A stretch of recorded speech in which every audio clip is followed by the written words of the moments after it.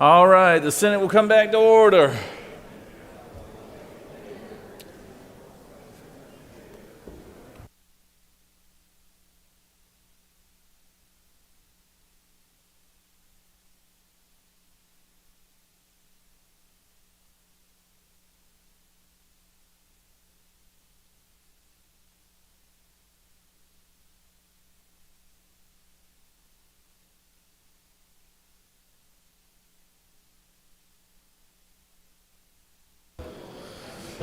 All right, we're going to continue down the rules calendar here.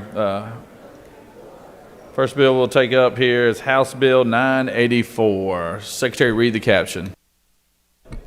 House Bill 984, a bill by Representative Lunston of the 12th and others. A bill to be entitled an act to amend Titles 25 and 33 of the OCGA relating to fire protection and safety and insurance, respectively, so as to update the practices of the Department of Insurance and the Office of the Safety Fire Commissioner to provide for off-duty use of motor vehicles by certain law enforcement officers and for other purposes. The Senate Committee on Insurance and Labor recommends that this bill do pass by substitute. Respectfully submitted, Senator Walker of the 20th District Chairman. The Insurance and Labor Committee offers the following substitute to House Bill 984.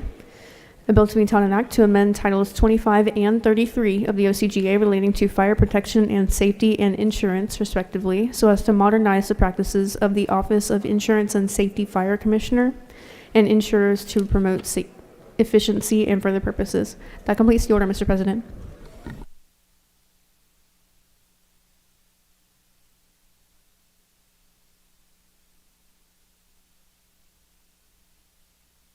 Recognize the senator from the 20th. Speak to the measure.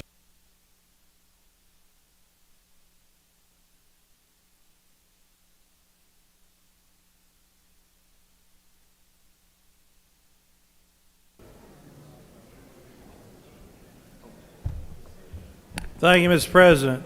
You know, there's nothing like a good old insurance agency bill right after lunch to get everybody's blood flowing and get you awake and excited. This is going to be thrilling here. House Bill 984 is a bill from our esteemed Commissioner of Insurance and Safety Fire, John King. He's doing a great job for the citizens of Georgia. It's mostly updates to keep us in compliance with NAIC and NCOIL and other acronyms like that, but sections 1 and 2 extend off-duty vehicle use privilege to all the post-certified agents and investigators of the department under certain conditions. Section 3 has to do with our NAIC accreditation, which is the National Association of Insurance Commissioners. Aims to delete subsection T of OCGA 33-10-13, aligning state law with National Association of Insurance Commissioners model law. Section 4 allows insurance companies to send plan notifications by electronic means. It is a optional. The policyholder can elect to still receive paper notifications, but this allows for electronic notifications. Section 5 is a request from the Department of DBHDD, the Department of Behavior, Health and Developmental Disabilities, and they want to move the decision making on folks with physical disabilities or mental disabilities that are able to stay on their parents' insurance.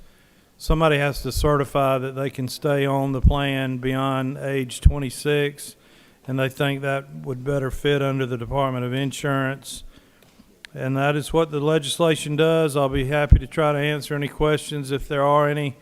Thank you for your indulgence.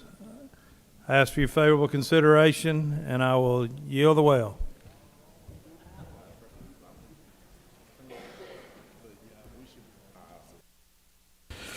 Does any other senator wish to speak for or against the measure?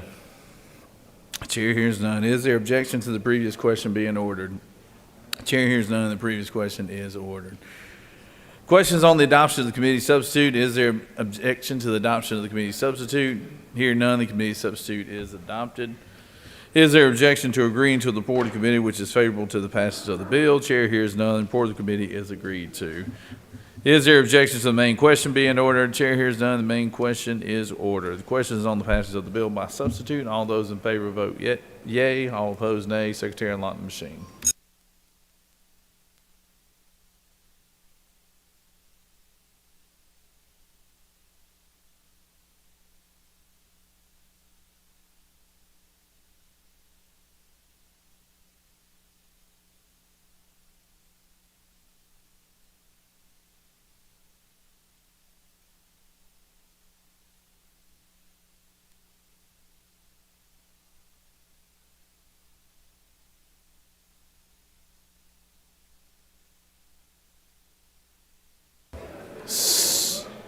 Senator from the 24th, for what purpose do you rise? Mr. President, isn't it true that this senator that just come out of the well looked like he's had a nose job or something? His nose looks real brown. The senator just knows what butters his bread, you know?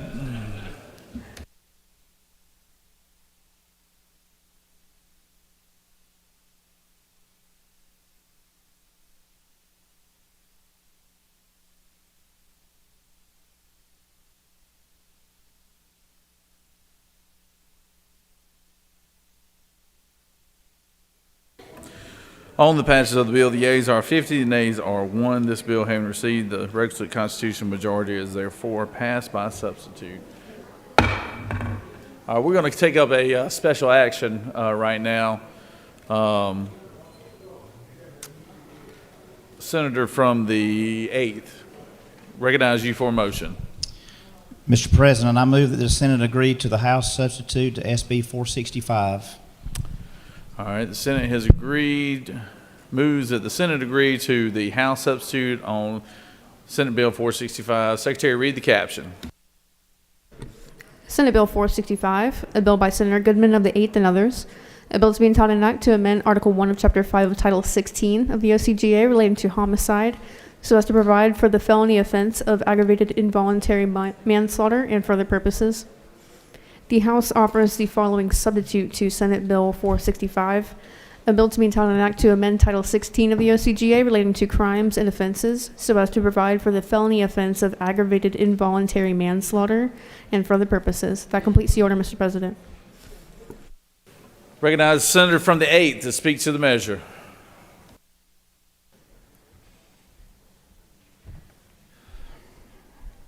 Thank you, Mr. President. As many of you were in the chamber when I presented Senate Bill 465, otherwise known as Austin's Law, this bill started with an email that I received from a friend of mine, Gus Walters, in January of 23, some 15 months ago. And Gus would email me about once a month, and I would forward those emails to the Lieutenant Governor, to his General Counsel, and his Chief of Staff. Gus's son, Austin, passed away from fentanyl poisoning. And Gus was emailing me asking what can we do to address the fentanyl epidemic. It's been a long journey this year, Mr. President. And I want to say this from the bottom of my heart. I'm so thankful to you and to your staff for pouring love on the Walters family. I've seen you hug Miss Beth's neck in your office and tell her that you're going to get this done for them and for Austin. I've seen your staff cry with them, and I think it's a testament to the kind of person you are and the kind of people that you have working with you. I also want to thank the Judiciary Committee, Senator Strickland, and the Senate. I want to thank my fellow members here that have poured love on the Walters family through this process. I want to thank Whip Burchett in the House, who carried this bill in the House, and for the Judiciary Committee in the House and the work that they did on this bill. This bill passed unanimously in the House a few hours ago. Unanimously. We all know what the fentanyl epidemic's doing in this country. And when we filed this bill, I began receiving emails and text messages and Facebook messages from people that lost their children to fentanyl. And I can't tell you how I can't help, but when you see these pictures of these kids, seeing the face of my own children. And we have in the chamber here with us today Laura and Tommy Barron. Their son John passed away from fentanyl. Laura is a childhood friend of Gus. Over 70% of the fentanyl, over 70% of the drug-related overdoses are attributed to fentanyl. It truly is an epidemic. It knows no race. It knows no gender. It knows no socioeconomic status. It affects Georgians and Americans from every background. The bill that you have before you today, we've worked with the House on it. We took out the delivery and distribution language. We also added, Representative Derek McCollum has had a bill making it illegal for someone who is not an authorized person to own a pill press, because that's where so much of these deadly substances, people making counterfeit substances that have fentanyl in them. I do hope the House once again voted for this bill unanimously. It would make me very proud to my friends in this chamber to vote unanimously on this bill. Austin doesn't have a voice anymore, but his parents are here. Gus and Beth, will y'all come up? Can you stand up? Come around there. I just want to thank you for all the trips that you've taken from Valdosta. I want to thank you. You have not missed a committee meeting. You've not missed anything. You've been a voice for your son that doesn't have a voice anymore. And indeed, the people in this chamber and the people across the aisle, they've been a voice for Austin and other kids like him. I want to thank you for your dedication to this bill. And I want to, somewhere up in heaven, Austin's looking down and he's very proud of you. And I want to thank you for being my friends. And thank you for making a difference making something positive out of a horrible tragedy. And I love y'all. With that, Mr. President, I just ask for favorable consideration from my friends in this chamber. I'll be glad to answer any questions if anybody has one. If not, I will yield the will. You do have a couple questions, Senator. I recognize the senator from the 41st. Thank you, Mr. President. Mr. Chairman, do you yield? I do. Isn't it true that you've worked diligently and faithfully to address some of the issues that both the senator from the 14th and I spoke compassionately and passionate about? Isn't it true that you've worked to resolve those issues? The senator knows of what she speaks. Yes, ma'am. And isn't it further true that you've ensured that those who are who are sharing those drugs with each other, they weren't selling, but if their friend gets in trouble, that they can still call for help and be covered under our current existing laws? Isn't that true? The senator knows of what she speaks. That is correct. And do you finally yield, my friend? Be glad to. Isn't it true? It's my great honor to be able to stand with you and this family and vote yes on this bill. Thank you, my friend. Recognize the senator from the 14th. Thank you, Mr. President. Senator Yield. I do. Senator, I simply wanted to ask, isn't that true that we are grateful to the family and to you for your patience in the legislative process, and that we all stand proudly with the family today and for common sense, good law? Thank you. Thank you to my friend from the 14th. I very much appreciate you saying that. Thank you, Senator. You have no more questions, Senator. With that, I will yield the will. Of everything that I've done in the 4 years I've been here, this is something that I'm the most proud of this, of anything that I've been a part of since I've been here. And I just want to thank all of you that have helped get this law to this point. And it means a lot to me, and it means a lot to the Walters, and it's going to mean a lot to the children across this state. And with that, Mr. President, I will yield the will. Thank you, Senator. The senator has moved that we agree to the House substitute on Senate Bill 465. Is there objection? Hearing no objection, all those in favor of the measure will vote yea. All opposed, nay. Secretary, unlock the machine.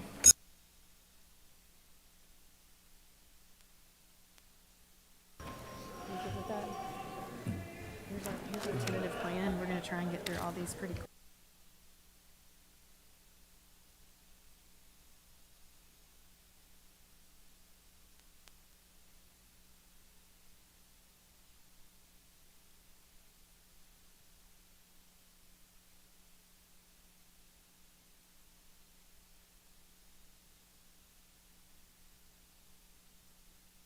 Senator from the 26th, your light is on. Do you,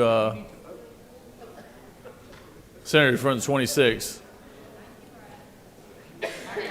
is your light's on? Do you wish to speak?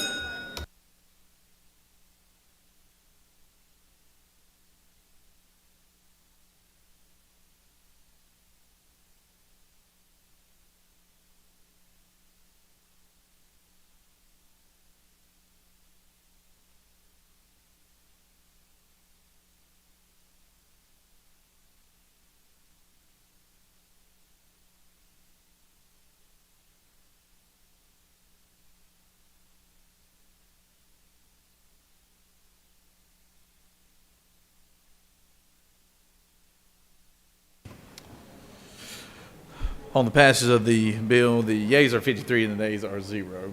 And well done, Senator from the 8th, and to the families who've lost children, loved ones, to the fentanyl, our hearts and prayers go out to you. But Gus and Beth, we do want to give you a special thanks for y'all's hard work and dedication, and y'all really, y'all don't know how much inspiration y'all gave to the senator from the 8th, and we appreciate it, and all of us, quite frankly. So thank y'all very much. Thank y'all very much for being here. So.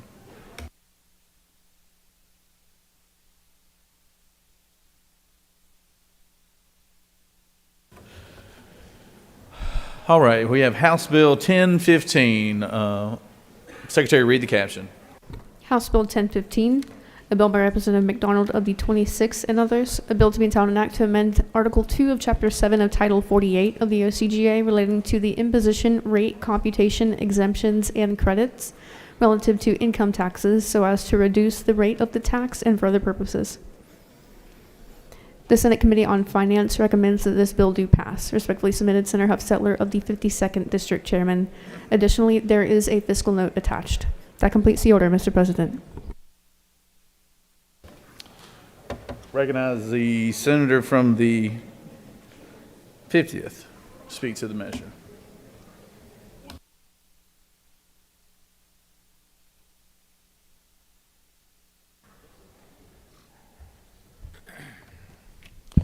Thank you, Mr. President. I rise today to bring House Bill 1015 to accelerate the tax cut for the state individual income tax. This is brought on behalf of Governor Kemp, and this measure passed the House unanimously in a bipartisan manner. In 2022, the General Assembly passed and the Governor signed into law House Bill 1437 to provide for the largest income tax cut in our state's history. The original bill initiated a flat tax beginning at 5.49% for the tax year 2024, and then allows for an annual step down in our income tax rate where we'd go from 5.75% in tax year 2023 to an eventual 4.99% as long as certain fiscal success markers are met each year. While the first 10 basis point step down is supposed to occur next year in January 2025, to cut the 5.49% rate for tax year 2024 to a 5.39% rate for tax year 2025, this bill accelerates that step down up a year. What this means is that in just one tax year, we'll realize a 36 basis point tax cut in our state's individual income tax rate, reducing taxes year to year by approximately $1.1 billion and keeping dollars in the pockets of hardworking Georgia taxpayers. Additionally, OPB has accounted for the revenue reduction estimate of the 10 basis point rate cut, and the governor's budget reflects that estimate. where the reduction has been built into the budget. So by this bill, we are continuing to conservatively manage our budget and put money back in the hands of Georgians. And with that, Mr. President, I'll yield the well.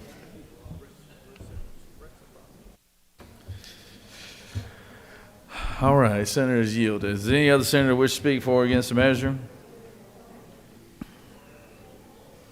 Chair hears none. Is there objection to the previous question being ordered? Chair hears none. The previous question is ordered. Is there objection to agreeing to a report of committee which is favorable to the passage of the bill? Chair hears none. The report of the committee is agreed to. Is there objection to the main question being ordered? Chair hears none. The main question is ordered. The question is on the passage of the bill. All those in favor vote yea. All opposed nay. Secretary, unlock the machine.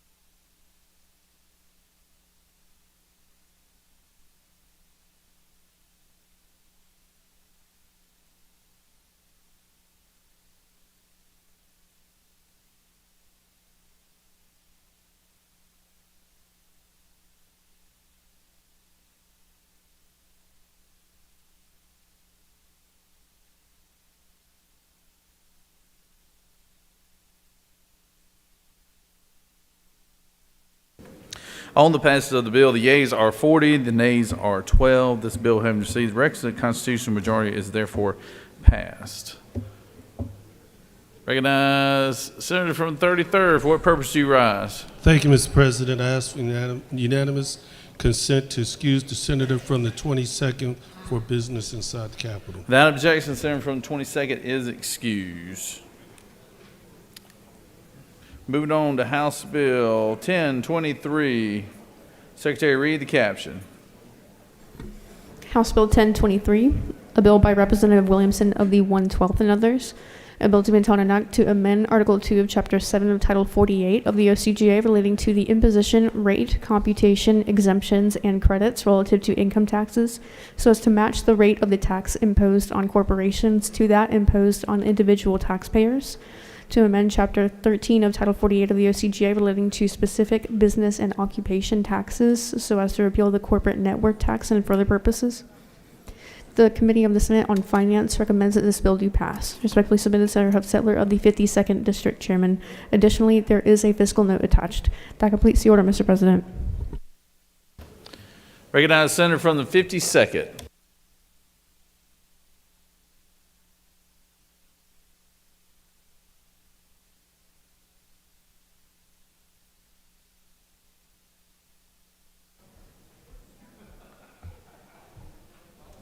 Thank you, Mr. President. As the senator just recently said, the bill had passed in the House, I think unanimously before me. This one was 138 to 28, but that one was less than unanimous too before, so we'll see how it goes.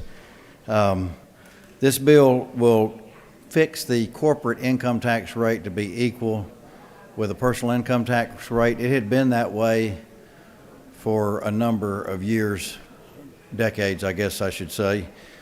We had lowered the personal tax rate recently, had not done the corporate tax rate. I was interested at the time more in the personal tax rate. There is a lot of research that says that there's more economic activity gained by lowering the corporate rate than the personal rate, so this would put it down equal with the personal rate. Now, the bill originally did three things, and two things of them are still there. One thing it did was it gives the state those that file their state corporate return an extra month, like many other states from Alabama to New Jersey already do. We'll be joining quite a number of other states that do that. There's no fiscal impact on that. It also lowers the income tax rate to be equal to the 5.39. The original bill had repealing the corporate net worth tax in it. That's no longer there. So if you're looking at the fiscal note on it, which probably you're not, those 5 lines, just pick out the 3rd line, and that's the number that is the cost. I think it's a great measure for Georgia. We're continuing to try to reduce our taxes. We're in a competitive environment with many other states, such as North Carolina, that have reduced theirs, I believe, down to 2.5 now. If there's no questions, I'll yield the well.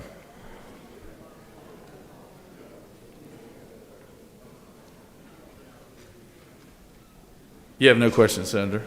Thank you. Does any other senator wish to speak for or against the measure? Chair hears none. Is there objection to the previous question being ordered? Chair hears none, and the previous question is ordered. Is there objection to agreeing to the report of committee which is favorable to the passage of the bill? Chair hears none, the report of the committee is agreed to. Is there objection to the main question being ordered? Chair hears none, the main question is ordered. All those in favor vote yea, all those opposed nay. Secretary, unlock the machine.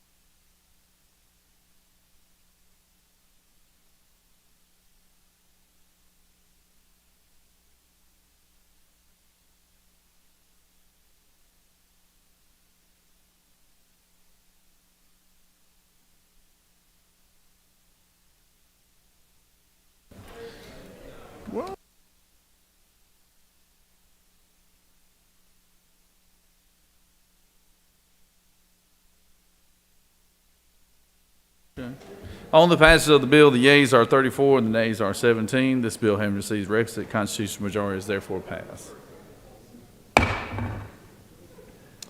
Moving on to House Bill 1083. Secretary, read the caption.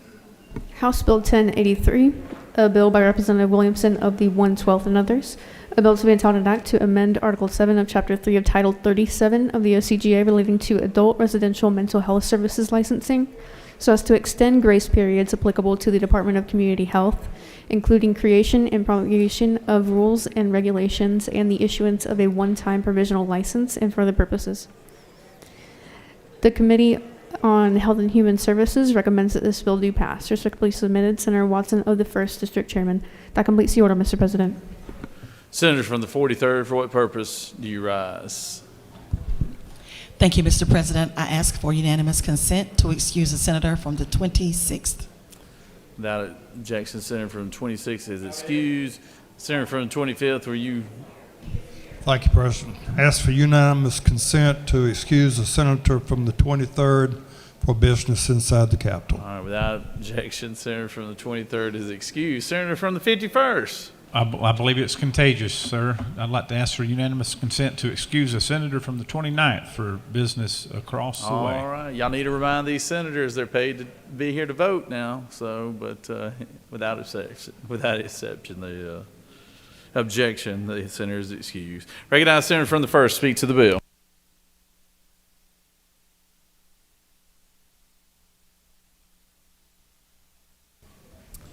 After all those excuses, let me remind us that we're voting on House Bill 1083.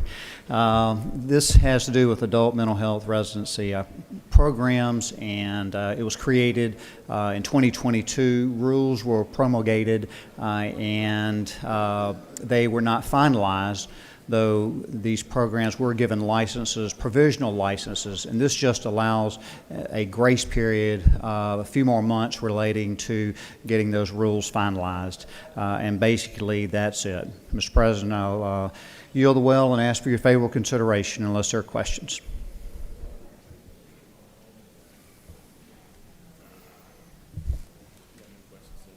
You have no questions, Senator. Does any other senator wish to speak for or against the measure? Chair hears none. Is there objection to the previous question being ordered? Chair hears none, and the previous question is ordered. Is there objection to agreeing to the report of the committee, which is favorable to the passage of the bill? Chair hears none. The report of the committee is agreed to. Is there objection to the main question being ordered? Chair hears none. The main question is ordered. The question is on the passage of the bill. All those in favor vote yea. Opposed, nay. Secretary, unlock the machine.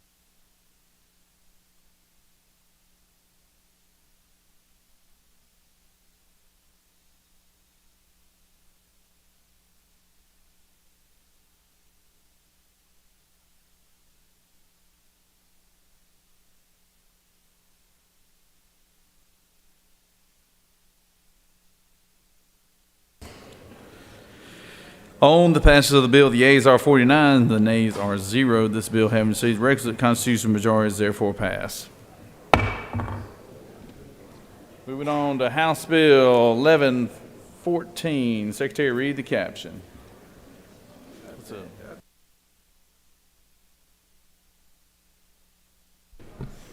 House Bill 1114, a bill by Representative Wade of the 9th and others, a bill to be entitled an act to amend Title 33 of the OCGA relating to insurance so as to enact the Data Analysis for Tort Reform Act, to provide for definitions, to provide for applicability, to provide for data collection from certain insurers, insurance rating organizations, and state agencies, and for other purposes.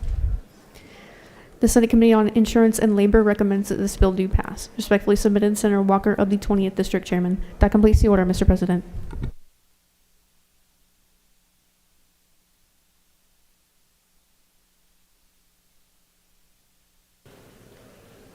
Recognize the senator from the 18th, excuse me, pro tem. Sorry about that. I had to find my spot there. All right. Senator from 18th. Thank you, Mr. President. Good afternoon.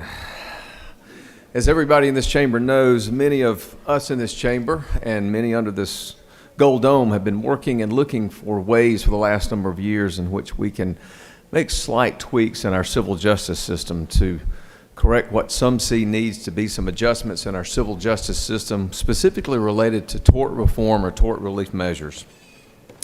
House Bill 1114 is the first part of Governor Kemp's multi-year approach to civil litigation reform. As I think we all know from the last year or longer, we've heard the governor speak of concerns about this, specifically as to the effect that this problem has in our business community, and to drill down further, specifically looking at what has been the end result on our insurance rates that our citizens pay and the insurance companies that provide those policies to us in this state. Anecdotally, as we all know, many insurers have left the Georgia market at increasingly and alarming numbers.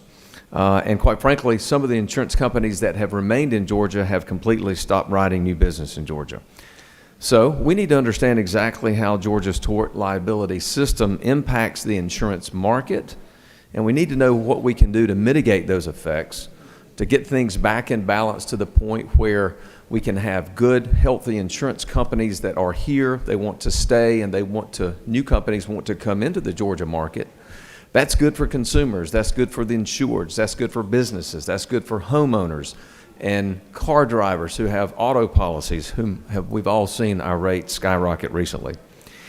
Liability insurance is also something that is very healthy for our American tort system, our American business, and a way to mitigate against risk. Without insurance, it is much harder for plaintiffs who are injured to then be able to actually see and find a recovery or realize a recovery in the event that they're successful in a lawsuit. So everybody, plaintiffs and defendants, need a robust and healthy competitive insurance market. And we also need to look at how we need to look at the civil justice system and whether or not changes need to be made there. This bill, though, focuses on the insurance aspect of the problem that we've just discussed, or that I've just discussed. And this bill specifically instructs the Department of Insurance to collect data, and that data will be on things from how insurance companies assess risk, how they assess particularly tort-related risk, and it also provides that the Department of Insurance and the states, as the state's ultimate regulator in this field, has the authority to collect the data. Now, some say, well, wait a minute, can't they already do this? Yes, the insurance commissioner can do some of the things that we've talked about and some of the things that are needed, but not everything. And even for those areas where the data can be collected, the problem is they can't amalgamate it and then use it or disseminate it out in some useful fashion, because it is understandably deemed by the insurance industry as something that is proprietary information and sourced from confidential information. So this bill permits the insurance commissioner to consult with state agencies like the Department of Administrative Services to collect the data and apply it as to the state's liability. You'll also see that the bill instructs the insurance commissioner to submit an initial report to the governor's office, also the House Committee on Insurance, and very appropriately, the Senate Insurance and Labor Committee by November 1 of this year. This really is a relatively simple bill. I hope that this will be the way that will get us the most accurate and more complete data to help us fully understand what's driving the issue and problems with insurance companies wanting to leave Georgia, and why our insurance policies continue to go up, and then what is the nexus or connectivity between that and the tort issues and what's going on in our civil justice system with things that we've talked about before, whether it's nuclear verdicts or other things that are understandably believed to be associated with why we have to do something in seeking some meaningful and thoughtful tort reform. So I commend the governor's approach to this. It is a thoughtful way to gather information with a full anticipation that next year in 2025 that we'll be able to have some meaningful legislation proposed to address these problems and some data to back up why the solution being offered is the fix to the problem that we've identified. With that, Mr. President, I'm happy to answer any questions, or I'm happy to yield the well. You do have a couple questions, Senator. Recognize the senator from the second. Thank you, Mr. President. Senator, do you yield? I do, from my friend from Savannah. Senator, will this bill address the issue of many insurance companies that are canceling folks' insurance coverage in the primary market, forcing them into the secondary and tertiary markets, in which case many insurance companies are the largest investors in some of those secondary and tertiary insurance companies in the market? Senator, you raised a great question, and you've identified one of the problems that we've got here in Georgia, that is the ripple effect of that ultimately produces increasing rates, lower coverages, and fewer choices when it comes to having an insurance company insure us. I would say that this bill should get the information that should illuminate why what you just described is happening, and that's really what we're trying to do. Does the Senator further yield? Yes, sir. So, Senator, you're saying that the insurance companies are going to comply and share all of that data on the back end with the insurance commissioner to make that determination. Is that what you're saying? Well, what I'm saying is that if you'll look at lines 72 through 78, it talks about the reporting of the data, that the commissioner may request this data. Subsection B says the commissioner may consult with any state agency as the commissioner deems necessary. If you look at lines 80 through 88, it further talks about the documents, materials, and other information in the possession or the control of the department under this chapter shall be confidential. And specifically, Senator, if you'll look at lines 96, which will be a new proposed code section of 33-66-5, it talks about that the commissioner is going to request the data and what will be done with the findings. I think this bill read in its entirety does give the commissioner the ability to compel the insurance companies to provide the information that you just described and then utilize it within the construct of this law, what I hope will be new law. And Senator, my final question, if you yield. Sure. What is the penalty for insurance companies that do not comply with the request from the department for such information? Senator, I think that would be up to whatever the regulatory hammers that the department, that the Commissioner of Insurance has for insurance companies that don't comply. It is my general understanding that that's a pretty good hammer that our insurance commissioner has, because insurance companies know the leverage and the regulatory oversight that constitutional officer has over the insurance industry. Okay. Thank you, Mr. President. I look for and ask for your favorable consideration and vote on this bill that comes to us from the governor's office from a very thoughtful position, and something that should put us well positioned to do more work on this next year. Thank you. Thank you, Senator. Senators yield. Does any other senator wish to speak for or against the measure? Chair hears none. Is there objection to the previous question being ordered? Chair hears none, and the previous question is ordered. Is there objection to agreeing to the report of committee which is favorable to the passage of the bill? Chair hears none. The report of committee is agreed to. Is there objection to the main question being ordered? Chair hears none. The main question is ordered. The question is on the passage of the bill. All those in favor vote yea. All opposed, nay. Secretary, unlock the machine.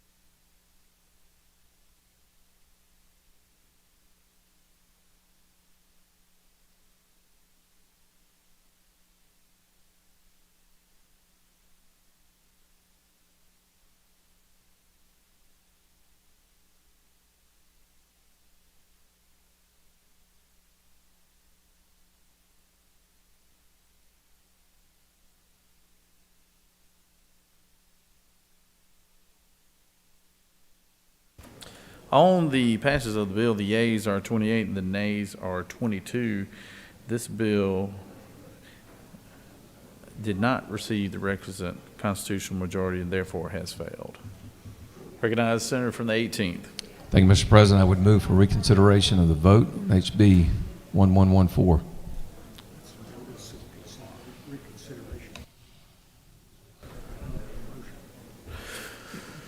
Repeat that for me, Senator. I missed it. I'm sorry. Mr. President, move for reconsideration on the previous vote. All right. And on the move for reconsideration, it will carry over to the tomorrow's calendar day for reconsideration. So you'll have a day to decide on that, to get the votes.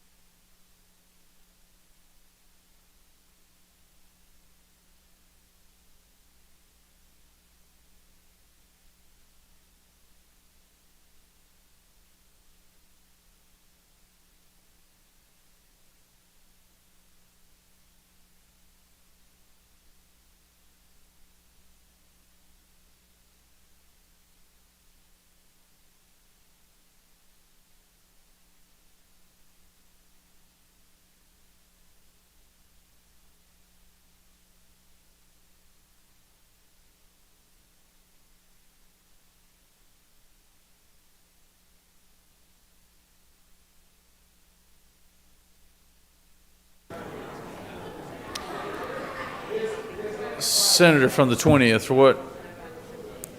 The Senator from the 20th asking? He's not here. No. All right, moving on to the next bill. HB 1122. Secretary, read the caption. House Bill 1122, a bill by Representative Hilton of the 48th and others.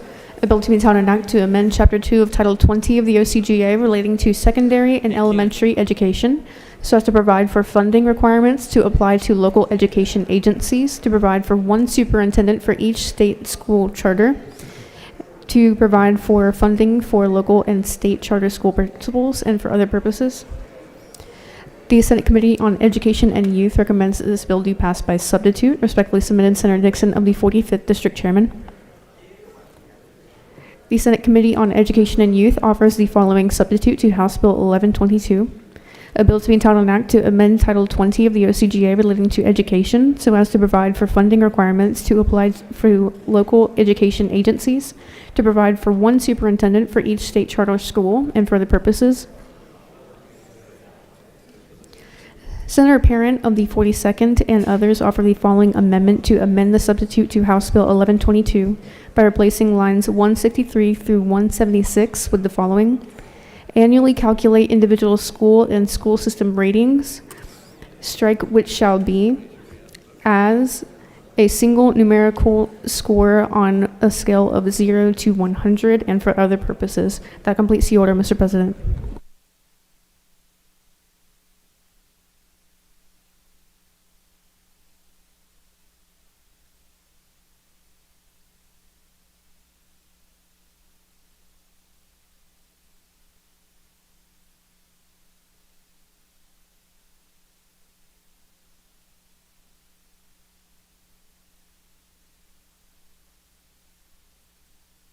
Recognize Senator from the 28th.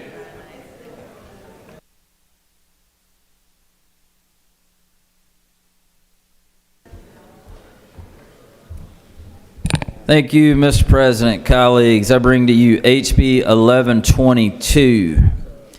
Currently, we have over 50% of charter schools in the state serving multiple grade bands within a single school. For an example, you got K through 8 or you got K through 12.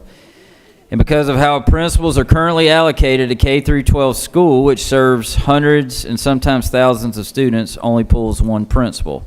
And so a lot of that, what we're addressing is in Section 1, which is where we're basically addressing this inequity, bringing up the charter schools in line with these are state charter schools in line with our public schools. Section 2 and 3. This section allows local school districts and charter schools the discretion to allow children of part-time employees to attend the school in which the parent is employed, which is already allowed for full-time employees. So this section simply, we're not actually making it mandatory, but we are making it very clear that it will give the districts and charter schools the option to allow an enrollment preference for children of part-time employees.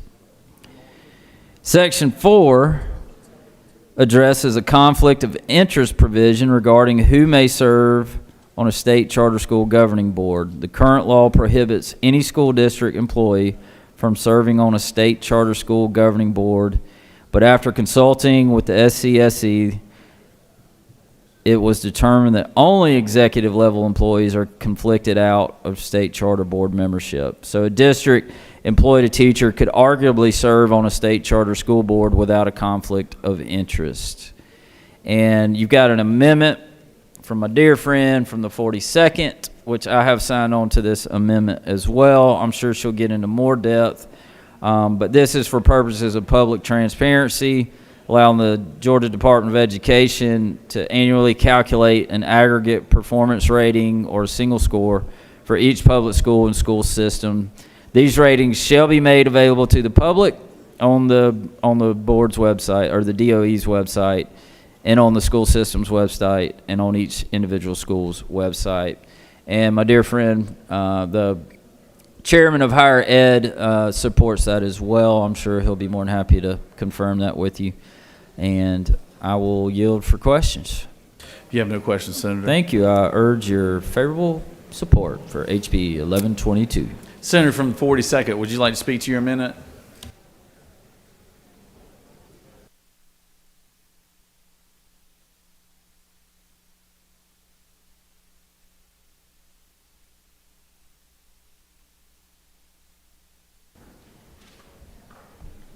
Thank you, Mr. President, and thank you to the Rules Chairman. This amendment just clarifies how the score related to the school's performance will work.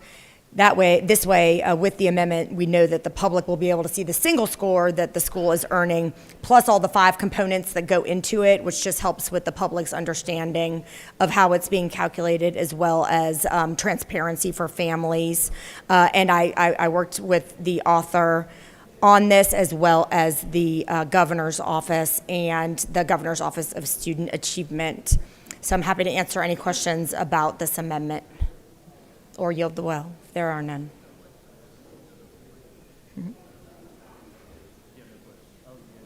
Senator. Recognize Senator from the 4th. Thank you, Mr. President. Senator, you yield? Certainly, to my good friend, the higher ed chair. Yeah. Senator, thank you so much for bringing this amendment, and I also would like to thank the senator from 28 for signing on to it. Would it be true to say that you have talked to several members of the Literacy Council about this amendment, and they concur with it?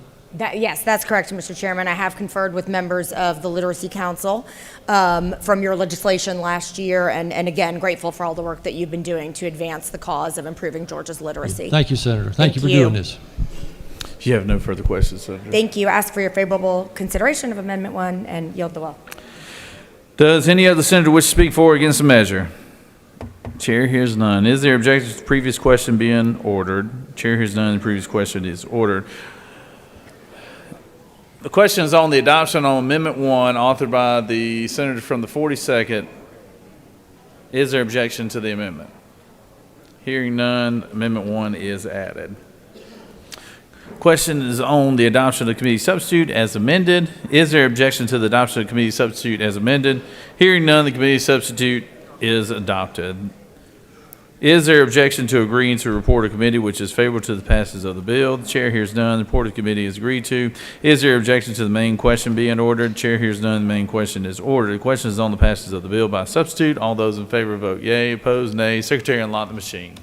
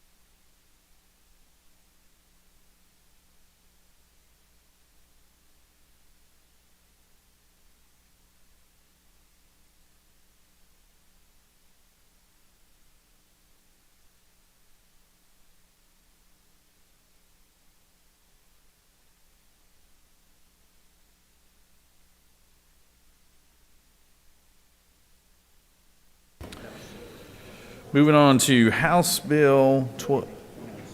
Oh, I'm sorry. Might want to tell you what the vote is, huh? On the passage of the bill, the yeas are 51, the nays are 0. This bill, having received the requisite constitutional majority, is therefore passed by substitute.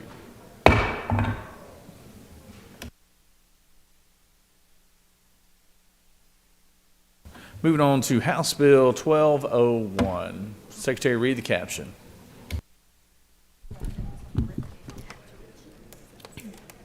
House Bill 1201, a bill by Representative Gaines of the 120th and others, a bill to be taught an act to amend code sections 171021 and 35337 of the OCGA relating to vacating of sentence for trafficking victim defendants and review of individuals' criminal history record information, definitions, privacy considerations, written application requesting review and inspection, respectively, and for other purposes.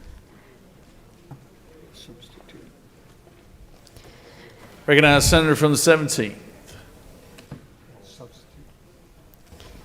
Senator, stand by while she reads the substitute. The Judiciary Committee offers the following substitute to House Bill 1201, a bill to be entitled an act to amend Titles 15, 17, 35, and 49 of the OCGA relating to courts, criminal procedure, law enforcement officers and agencies, and social services, respectively, and for other purposes. That completes the order, Mr. President. Senator, the well's yours. Thank you, Mr. President. Members of the Senate, I bring to you House Bill 1201. The substitute does two things.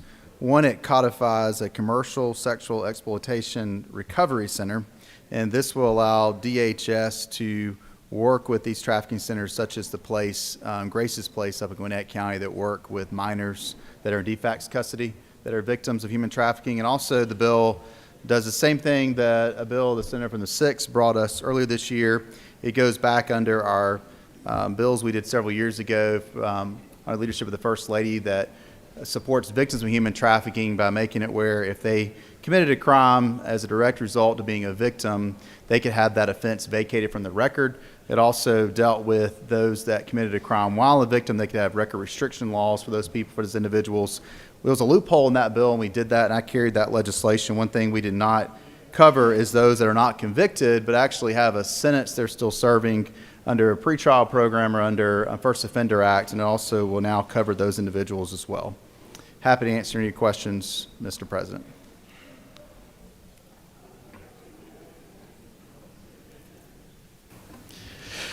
You have no questions, Senator? Thank you.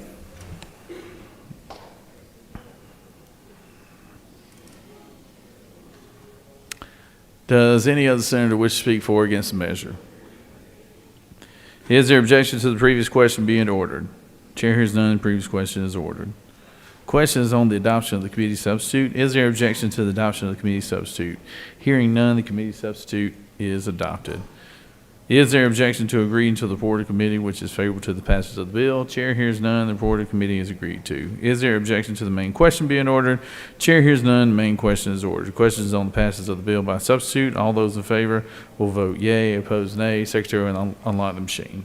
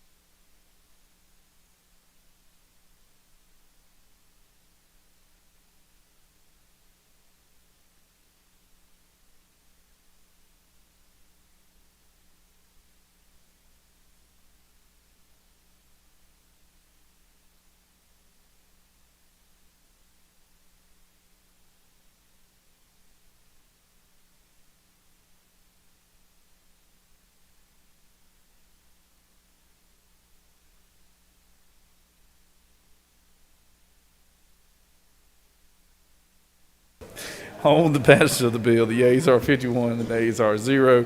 This bill, having received the requisite constitutional majority, is therefore passed by substitute. All right, we got a couple of special actions here.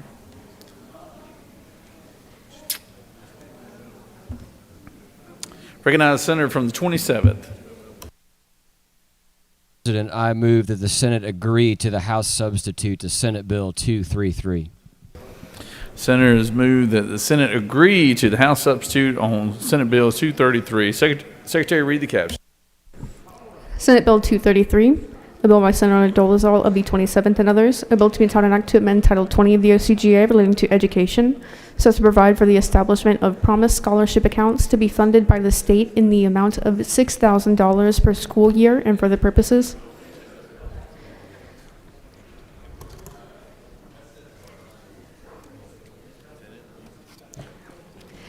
The House offers the following substitute to Senate Bill 233, A bill to be enacted an act to amend Title 20 of the OCGA relating to education so as to provide for the establishment of promised scholarship accounts and related matters, to provide for the creation of the Georgia Education Savings Authority as a statewide authority and for other purposes.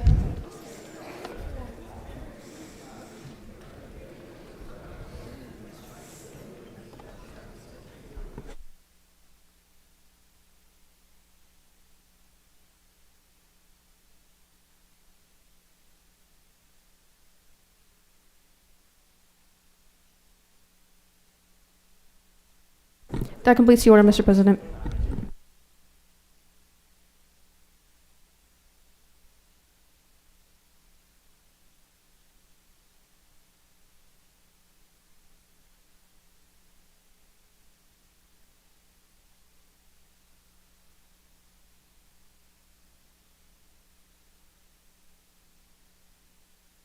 Recognize the senator from the 27th.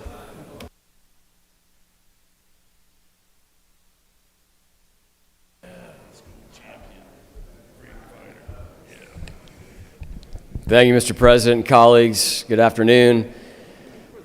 I want to highlight for you some changes that the House made to Senate Bill 233, and then I'll remind us all of what this bill does, answer any questions, and be on my way.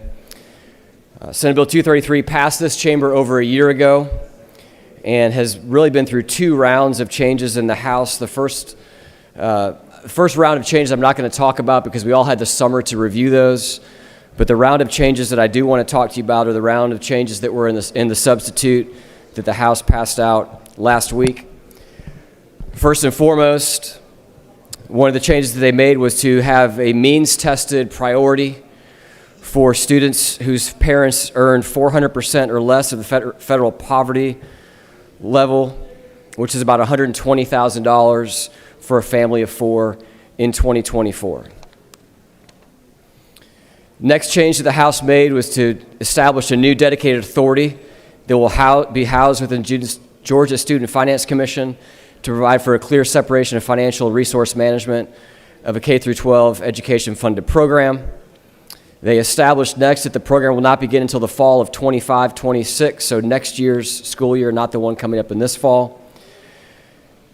They added a section that puts into law all cumulative teacher pay raises since 2019. And as you know, we've had bipartisan support for these pay raises. It incorporates House Bill 941 from Speaker Pro Tem Jones and Chairman Irwin that provides that public schools may use capital construction dollars for voluntary public pre-K programs. Next, it references the existing statutory hold harmless language as it relates to FTE and QBE calculations. Next, it references the existing statutory language that allows for parents to enroll their children in a public school that is located within a school system in which the student resides if there is space available after the assigned students have been enrolled. Next, it caps the appropriation to the equivalent of 1% of the total QBE budget. That cap would equal $140 million this year as we invest in our existing budget $14 billion in K-12 education. And then lastly, the Georgia Promise Scholarship Act will stand repealed in its entirety on June 30th, 2035, or 10 years after the bill becomes effective, with the caveat that any student who is currently enrolled in the program will be able to essentially complete their K-12 education on the pathway that they're currently on. Those are the changes made in this bill, colleagues. I do want to take a moment of personal privilege. This has been a 6-year journey for me and a lot of people around the state.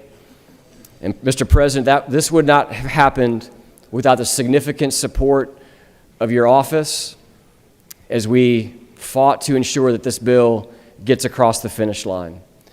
To my colleagues in the Senate majority, this would not have happened without your support.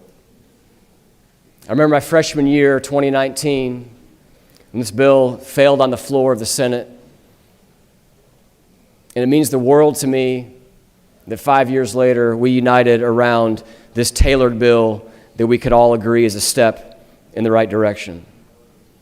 We wouldn't be standing here today if it wasn't for Governor Kemp identifying this last year over the summer at the start of this session as a priority, for the first time mentioning in a State of the State address by any governor in the history of the state of Georgia, putting the families at the centerpiece of the education, decision-making for their children, and allowing choices and options in education for those students who are in a school that may not be serving them best.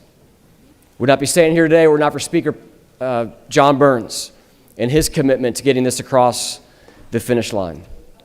And lastly, we would not be standing here were it not for the advocates all around the state, both those who are advocating professionally, but more importantly, those parents who are advocating for their children, many of which wake up every day today and go to a school where the majority of third graders may not be able to read on grade level, or they just may not be the best fit in that school for whatever reason. And to my colleagues in the minority party, the last couple of times we have passed this or had this vote in the House, we've had a couple members of your party join us. And I wonder if anyone wants to do that today. The water is warm. We see states all over this union recognizing the importance of these bills. Many of these children are in your districts. Many of these parents asking for help are your constituents. And I would encourage you to think about them as we vote on this bill today. Mr. President, I'm happy to answer any questions, and if there are none, I would yield the well. You have no questions, Senator. Thank you. Recognize Senator from the 42nd to speak to the measure.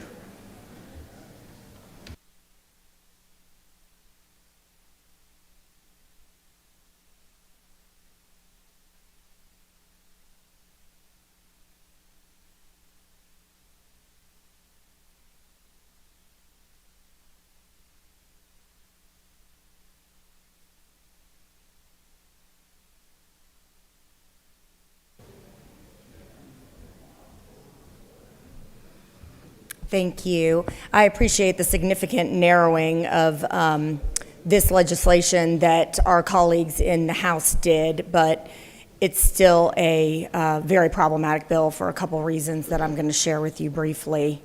Education is complicated and it's expensive. Choosing an institution and a program that fits a child's needs is hard, and I know because I've got two school-age children myself. And when you factor in cost, it gets even more difficult. And some families don't have the choices that we would like them to have. The reality is that a $6,500 voucher here doesn't go nearly far enough to afford any quality private education. The state spends more than that on public schools. Tuition for private schools, quality private schools, is well beyond $6,500. If you want to talk about real school choice, and I've said this before, let's talk about it. Put our money where our mouth is. Give every kid $20,000. Give them $25,000. Then we'd actually be talking about real school choice. $6,500 is a shiny object to distract from the failings of this building, of Georgia's education system. Can't fix it without hard conversations and real investment. This is a shiny object, in my opinion, to distract from that. And the lack of accountability built in is a real tell that it's nothing but a shiny object to distract from the things that we should be doing to improve Georgia's public schools. This is really a choice for private schools. All of you know, I think, that the family actually wouldn't be able to choose. Private schools can and do reject students all the time. And they can do that for any reason that they want. Lack of space, ability to pay, behavioral difficulties, English as a second language, not being able to meet the particular needs that child and that family may present with. That's a luxury that our public schools do not have, and is one reason that it's incredibly difficult to compare the results of public schools and private schools, because you're just not starting with the same population. The same can be said at times for public charter schools, although I am a supporter of public charter schools.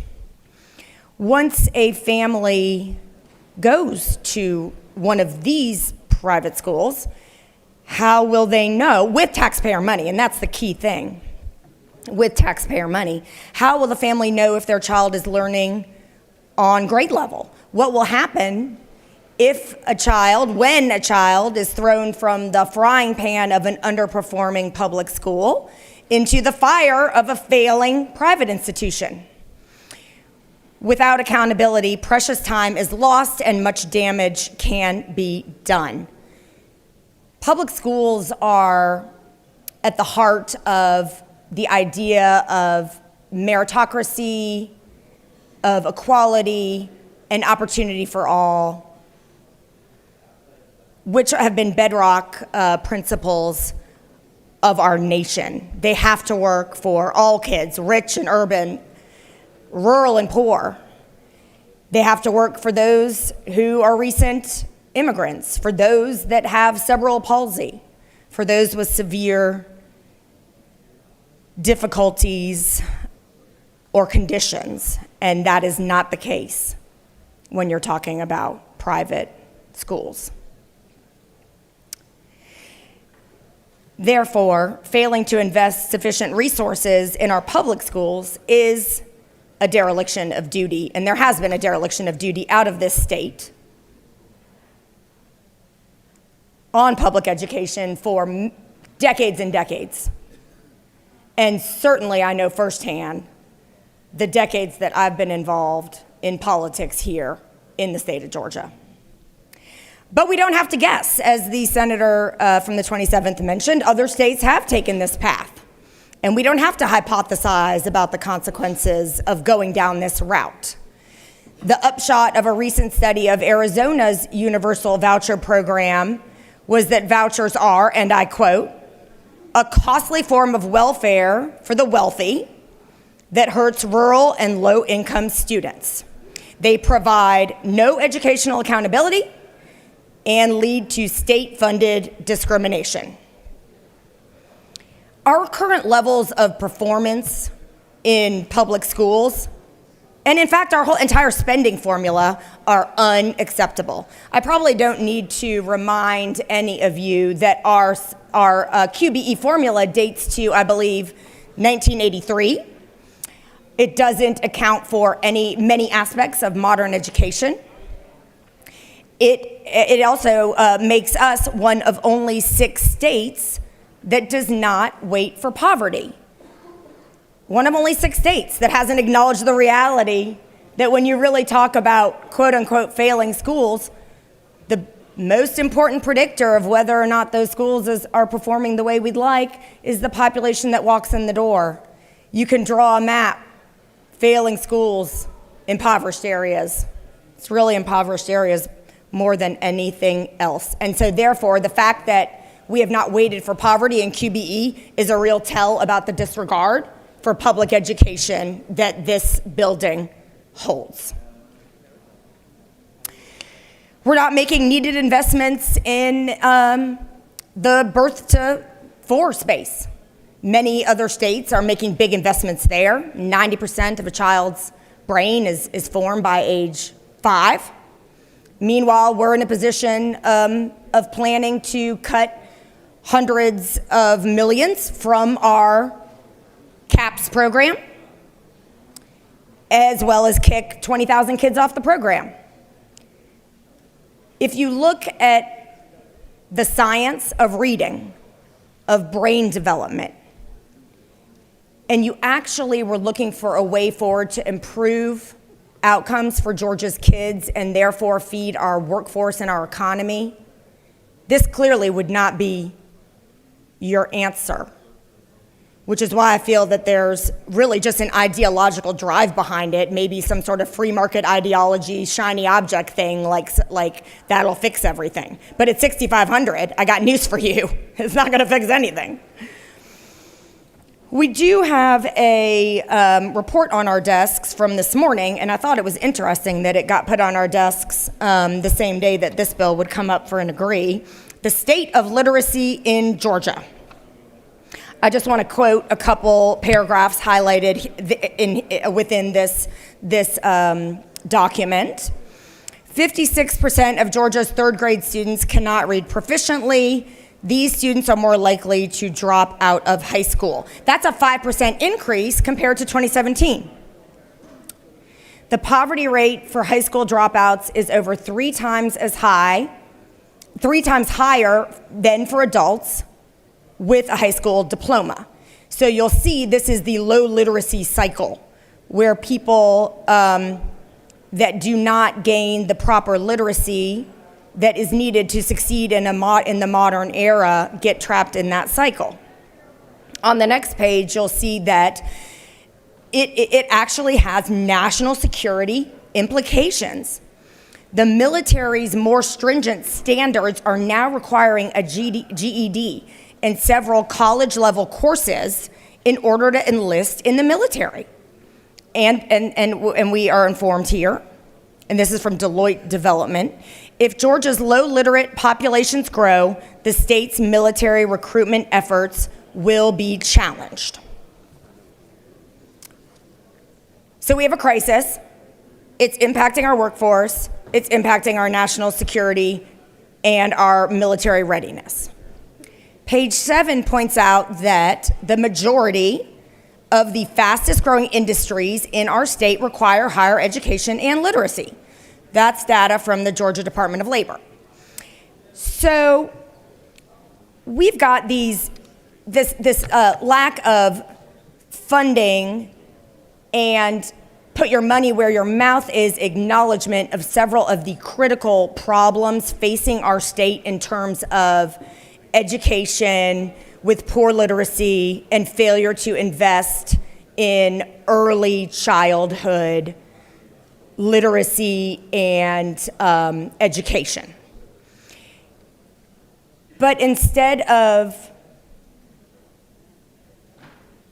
moving toward funding those programs, which there's a supposed agreement and acknowledgement are important, we just are shoveling money out the door on a shiny object.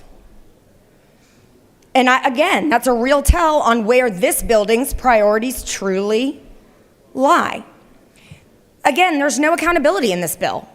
We literally just passed a bill, the one I just put an amendment on, to require DOE to post these scores of how the public schools are doing, and et cetera, et cetera, et cetera. And for this, no accountability wanted. No curiosity about how these institutions may or may not function.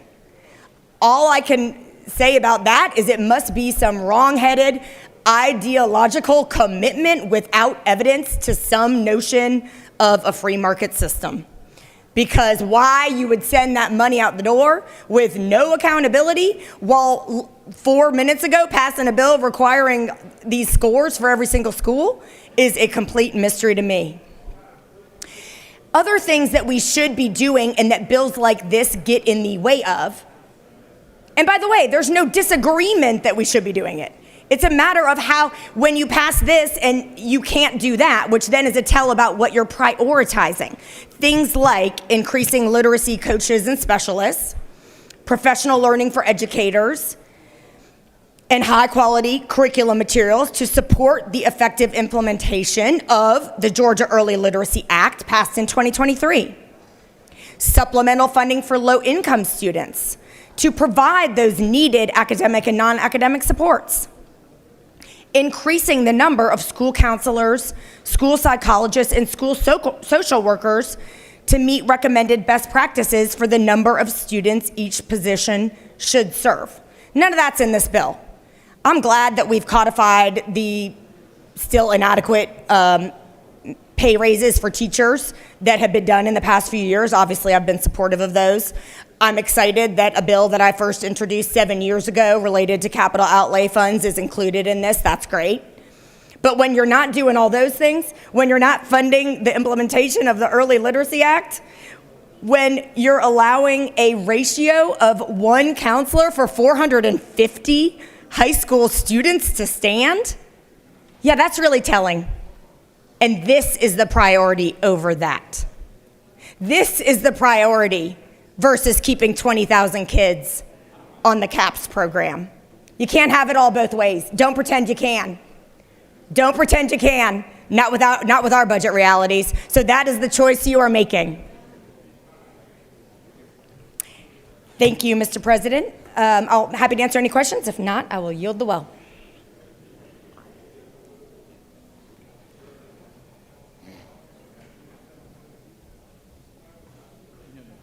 Thank you. I urge that no vote on SB 233, and I will yield the well. Recognize Senator from the 37th.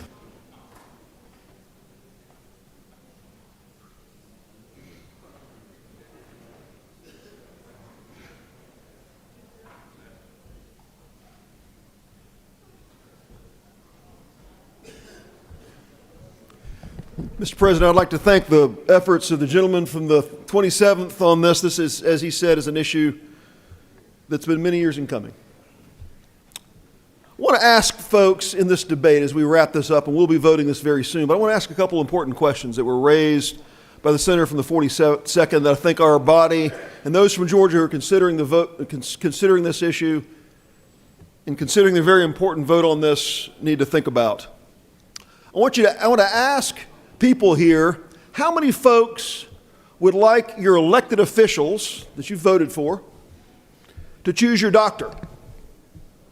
How many trust your state senators to pick your doctor? In fact, to the ladies, how many of you would trust your local elected officials to pick the OBGYN that delivers your children?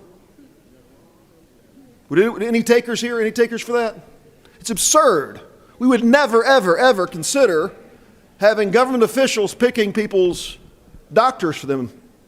Well, I've asked that question before. So why would we not want to have government officials that are duly elected by citizens pick people's doctors? And folks say to me, well, Ed, Senator Sessler, it's a very, very, very personal decision who your doctor is. And it is indeed. That decision is almost as personal as who educates your 6-year-old 35 hours a week and pours into them every single day. The people that educate our kids are entrusted with a very, very, very sacred trust. It's a very important thing, which is why we have very high standards in our public schools, but we give people choices. Nowhere in our healthcare system does the government assign someone a doctor based on where they live or on what their income is. This bill simply recognizes that citizens should have some input on who their doctors are. Like we would never consider assigning a doctor to a person, people have a right to choose. And every year that passes where people recognize the reality we've faced for more than 100 years is that in this state, until we pass SB 233 and bills like it, we don't have choice except for a relatively narrow band of people. Where does school choice exist in our state? School choice exists in our state to people who have the financial resources to do it. We have school choice. If you have the dollars to move out of an area with failing schools and buy a home in an area where the schools work, you have school choice. If you have the resources to put your kids in private school by paying private school tuition with your after-tax income, you have school choice. Or if you have the ability to have one of your parents stay home and homeschool your kids, you have school choice. This bill, Senate Bill 233, is for those single moms out there working 2 jobs to keep the lights on who want school choice for their kids. They can't afford to move to a neighborhood, to an area that has a successful public school. They can't afford to sell their house because they're upside down in their mortgage. What Senate Bill 233 does is it looks at a police officer who's 6 years on the force, making $57,000 a year as a corporal, with a wife staying home with her 3 kids, and they have a kid going into kindergarten. They can't afford private school or they can't afford choice, but $6,500 makes a difference for them. Ladies and gentlemen who are watching this, I would ask yourselves this question. How many members of our state Senate have kids and grandkids in failing schools? Whether they're in a private school option or a public school option, people with means and connections find the way to make it work. Unfortunately, without Senate Bill 233, regular Georgians can't do that. This bill is not for connected people. This bill isn't for the elite. This bill is for the police officer in a single income household to give them a chance to influence their kids' education. The lady from the 42nd said that $6,500 is not going to do anything for anybody. Mr. President, as I wind down my remarks, I will tell you there's a private school in Cobb County. It's a fully accredited school that costs $7,500 per year. That the seniors in high school in that school last year, in their AP European history classes, 50% of the students made a 4, and 50% of the students made a 5 in their AP European history classes in a school that costs $7,500 per year, fully accredited school. $6,500 means a heck of a lot to parents who want to put their kids in that school. And what this bill does, and I appreciate the leadership of the gentleman from the 27th, that even though there's been some changes made, and even though we ought to be able to take care of kids no matter where they live, this state provides more funding at the state level as a percentage of our overall education spending of any state in the nation. We redistribute dollars across our state more than any state in the nation because there's high wealth and there's low wealth in this state, and this state is generous and recognizes the constitutional right that kids have for a fair and adequate education, a free and adequate education. And our goal in doing this is to move the ball forward so not just members of the state Senate have kids and grad kids in schools of their choice, but single working mamas, police officers in single family households have a chance as well. Ladies and gentlemen of the Senate, we would never allow the government to assign us doctors. People always have the choice, even in the Medicaid system. They've got the ability to pick their doctor and have the private funding from Medicaid fund that service. The same for Medicare for our seniors. Why should our education system work any different? Who educates your 5- and 6-year-old for 35 hours a week is no less of a personal decision than who picks your doctor. And Senate Bill 233 makes a massive step forward in giving regular citizens, not just us in this room, but regular citizens, the chance to make that choice. I would ask everybody here to set aside partisan differences and make a vote for the have-nots, the folks in your district who would love to pull their kid out of a failing school and cry themselves to sleep at night. That the streets may be raising their kids, but they want to be able to make a choice, but they don't have the dollars to do it, but this bill gives them a chance. Urge your support for Senate Bill 233. Recognize the senator from the 7th. Tell him, take that to Kennedy. Tell him to move it here.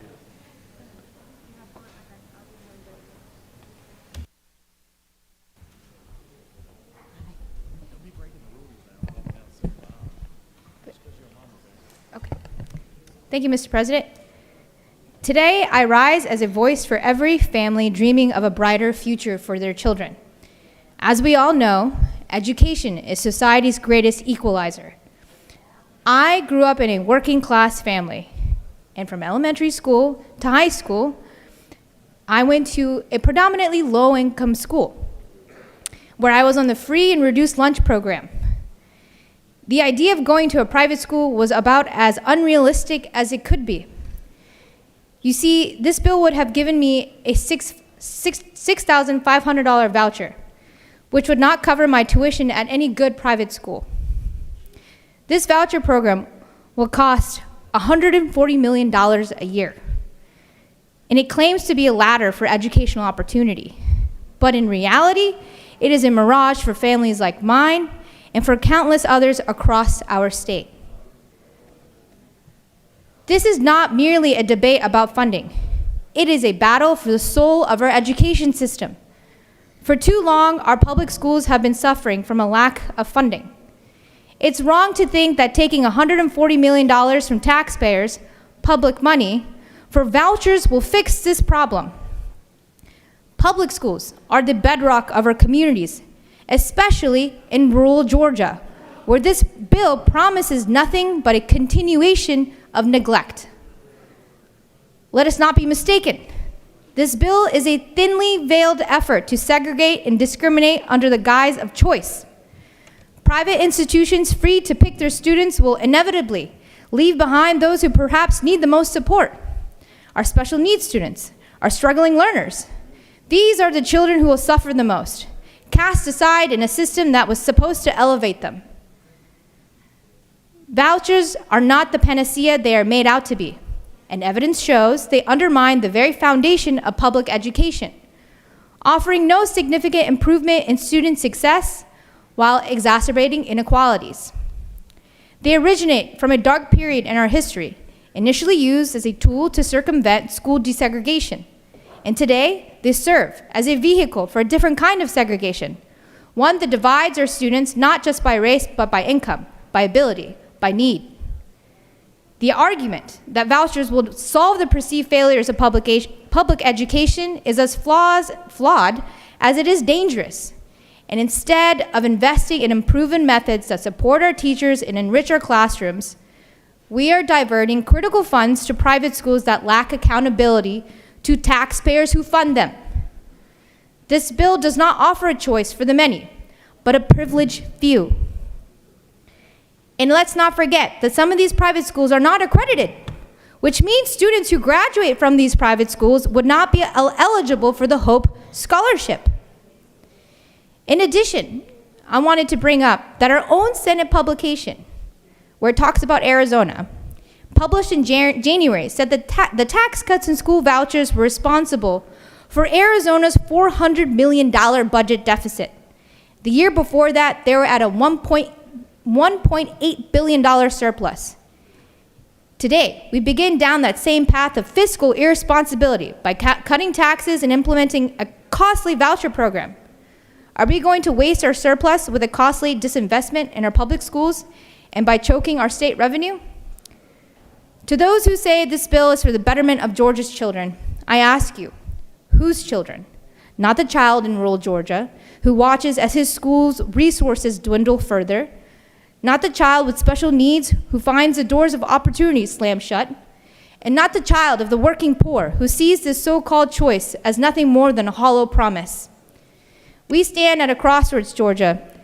Down one path lies the fragmentation of our education system, the deepening of disparities that we have fought so hard to overcome. Down the other, there is a road of progress, a road of investment in public education, a belief in the potential of every child, regardless of their zip code, their needs, or their family's income. And today, I stand before you to advocate for that road of progress. Let us reject this voucher program and its $140 million price tag, and instead, let us invest in our public schools, in our teachers, and most importantly, in our children. For they are not just the future of Georgia, they are Georgia's present, its heart and its soul. Thank you, Mr. President. I yield the well. Recognize the senator from 39th.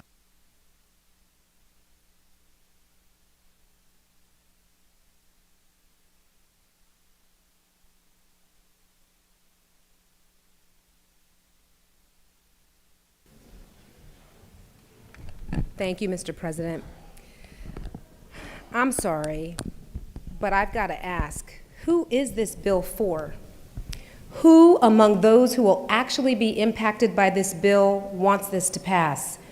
Who are we trying to help? It's certainly not the students.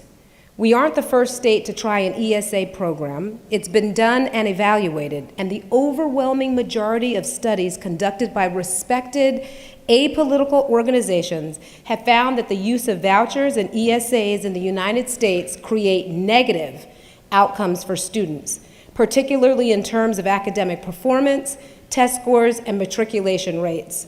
Even conservative think tanks like the Cato Institute have admitted that Louisiana and Indiana's voucher programs hurt students' overall academic achievement. The studies Republicans traditionally cite in an attempt to support pieces of legislation like these are misleading. For example, in order to support the claims regarding positive academic outcomes, conservatives cite studies that only examine the results of private versus public education and have nothing to do with vouchers or ESAs at all. When they want to claim positive outcomes in general, they'll cite studies which measure levels of parent satisfaction with the change of schools and to what degree the parents see their family's values reflected in the school's environment. Those questions just aren't before us today. The truth is, the only study finding a positive outcome for students under similar programs like this was in Washington, D.C., and that was because of the close proximity of all of the schools in play. Their program led to higher graduation rates, but they still had lower academic achievements, test scores, and matriculation rates. So you can't just argue that this helps students in good conscience. We're also not helping Georgia's working families. This legislation isn't for them. Let's get real. The average yearly private school tuition for private school is almost $12,000. $6,500 isn't going to cut it for working families. Only those children whose parents can afford private school without SB 233 would use the $6,500 credit.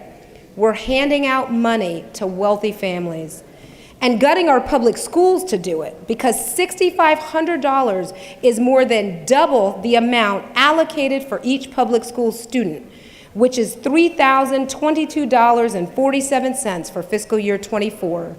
So what really happens is these families are actually left with no choice but to stay in a school that is now even more underfunded and lacking in resources than it was before. And we know this legislation hurts teachers, the ones everybody here claims they want to protect. But if we want to protect them, why won't we listen when Georgia's teachers tell us they strongly oppose this bill? Shouldn't that matter? You know, we have a bad habit of passing bills on behalf of folks who do not support it at all. So what are we doing here? If this program doesn't make things better for students or teachers or Georgia's working families, then who the heck is it for? Whose interests are we serving? We heard comments that bill may provide the only option for schooling for some families in this state, and therefore it's worth it. Is it worth depriving the rest of the families in the state, who also have a constitutional right to an adequate education, of access to the school of their choice? I would encourage every Georgian whose representative votes on this bill to call and ask why. Ask the real reasons why. Ask them to tell us which interests are involved in advancing this legislation and what are the real motivations behind it. Since we know it's neither student, nor teacher, nor the everyday family living in Georgia, ask them to tell us who stands to benefit from the push towards privatizing education and whose special interests are really being served here. And then ask them whether they believe they have a responsibility to protect the rights and freedoms of those with whom they disagree. Mr. President, I yield the well. Recognize the senator from the second.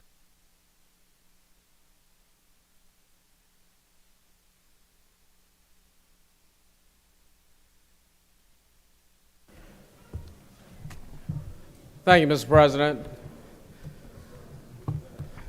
Colleagues, a few weeks ago, early in the session, we had a debate about sports betting and if it was constitutional or whether it was unconstitutional, if it needed a constitutional amendment or if it didn't.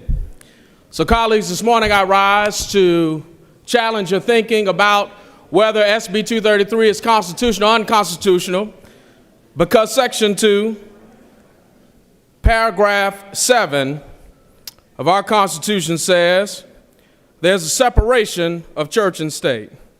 No money shall ever be taken from the public treasury directly or indirectly in aid of any church, sect, cult, or religious denomination, or of any sectarian institution. And then as I read SB 233, I looked on lines 313, and it said private school means a non-public school, sectarian or non-sectarian, which is accredited or in the process of becoming accredited by a recognized accrediting agency, as such term is defined in Code Section 20-14-96, or by one or more of the entities listed in subparagraph A of paragraph 6 of this code section. And so I had the question to wonder about sectarian schools and how money would be spent. So I decided just to do a quick Google search.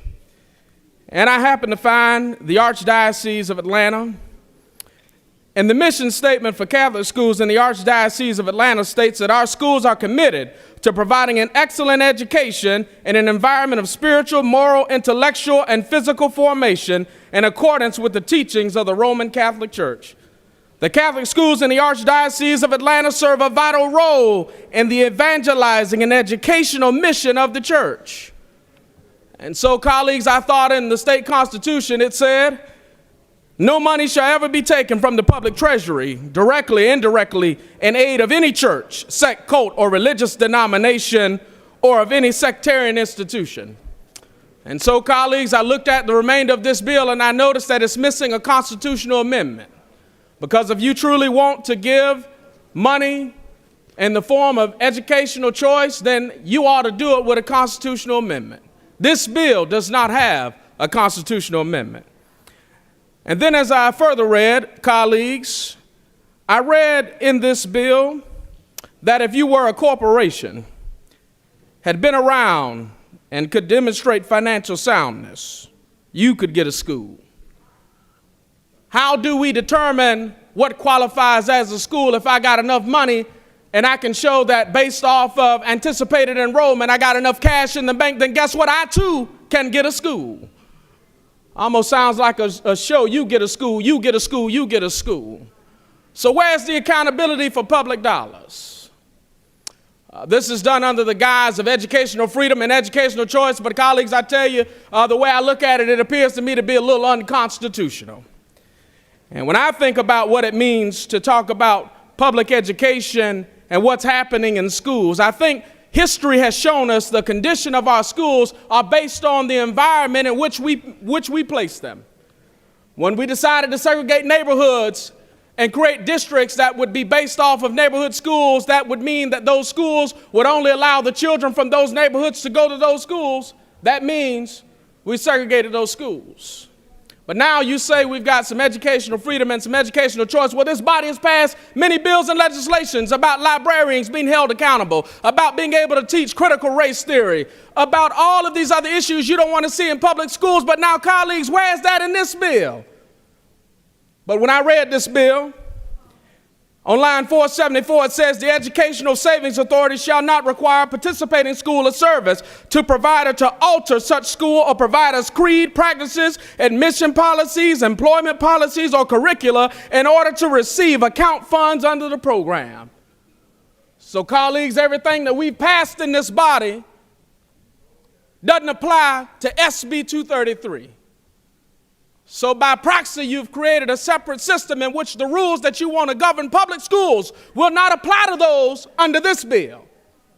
And so everything that we've spent our time discussing about librarians and the certification and who is having what books in the library, you don't know what books will be in the library at any of these schools. So colleagues, this is bad public policy because the rules that you've implemented for some don't apply to everybody. And this body has a job to have some good jurisprudence to make sure whatever we do, we apply it equally. But I'm going to tell you, colleagues, that the Promise Scholarship, whatever you want to call it, this ain't nothing but more game than Carter's got liver pills.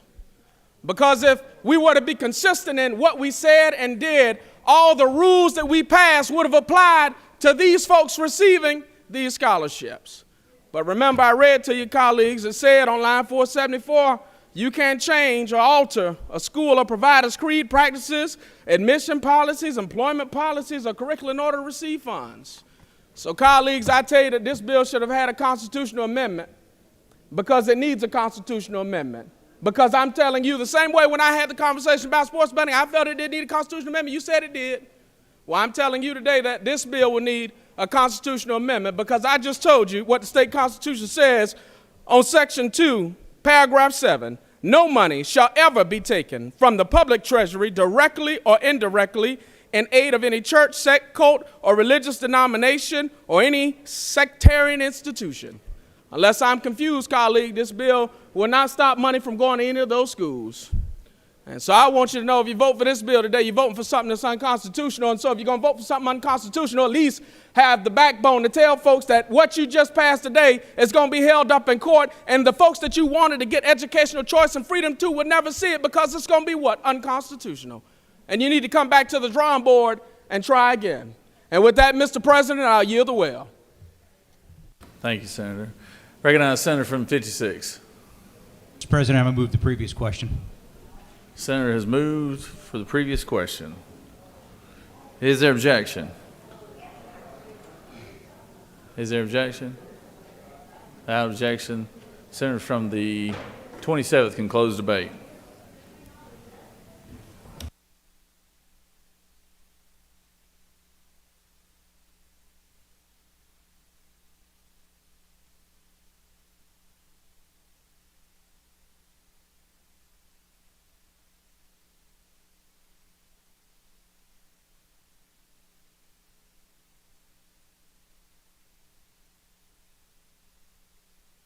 Recognize Senator from 27th to close debate.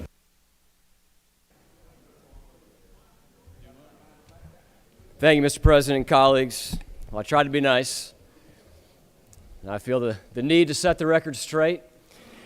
And I really, after listening to the previous couple speakers, I'm left with a couple of different questions.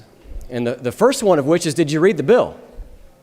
The second one is, do you understand how public school is funded in the state of Georgia?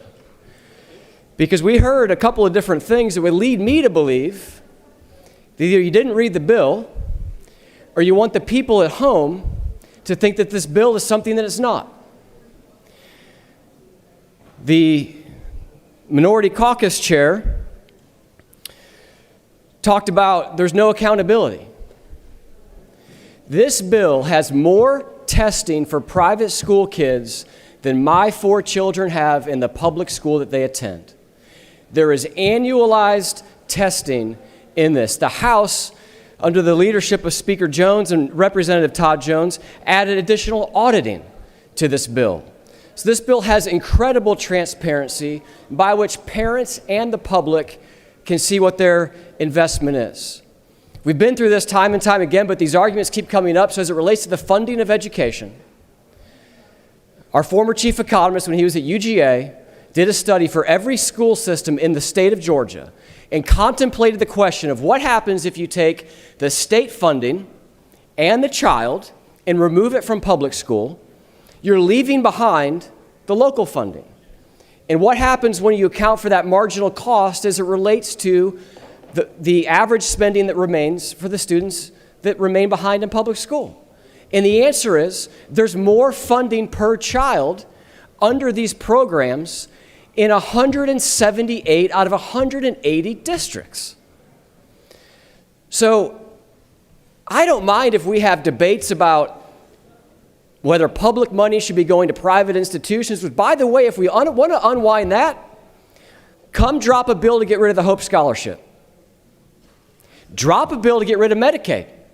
Drop a bill to get rid of Pell Grants. Drop a bill to get rid of pre-K. Because all of those programs take public money and send it to a private institution. So we have this feigned outrage about the distribution of funds, but it's really, really selective outrage. And I can't help but wonder why.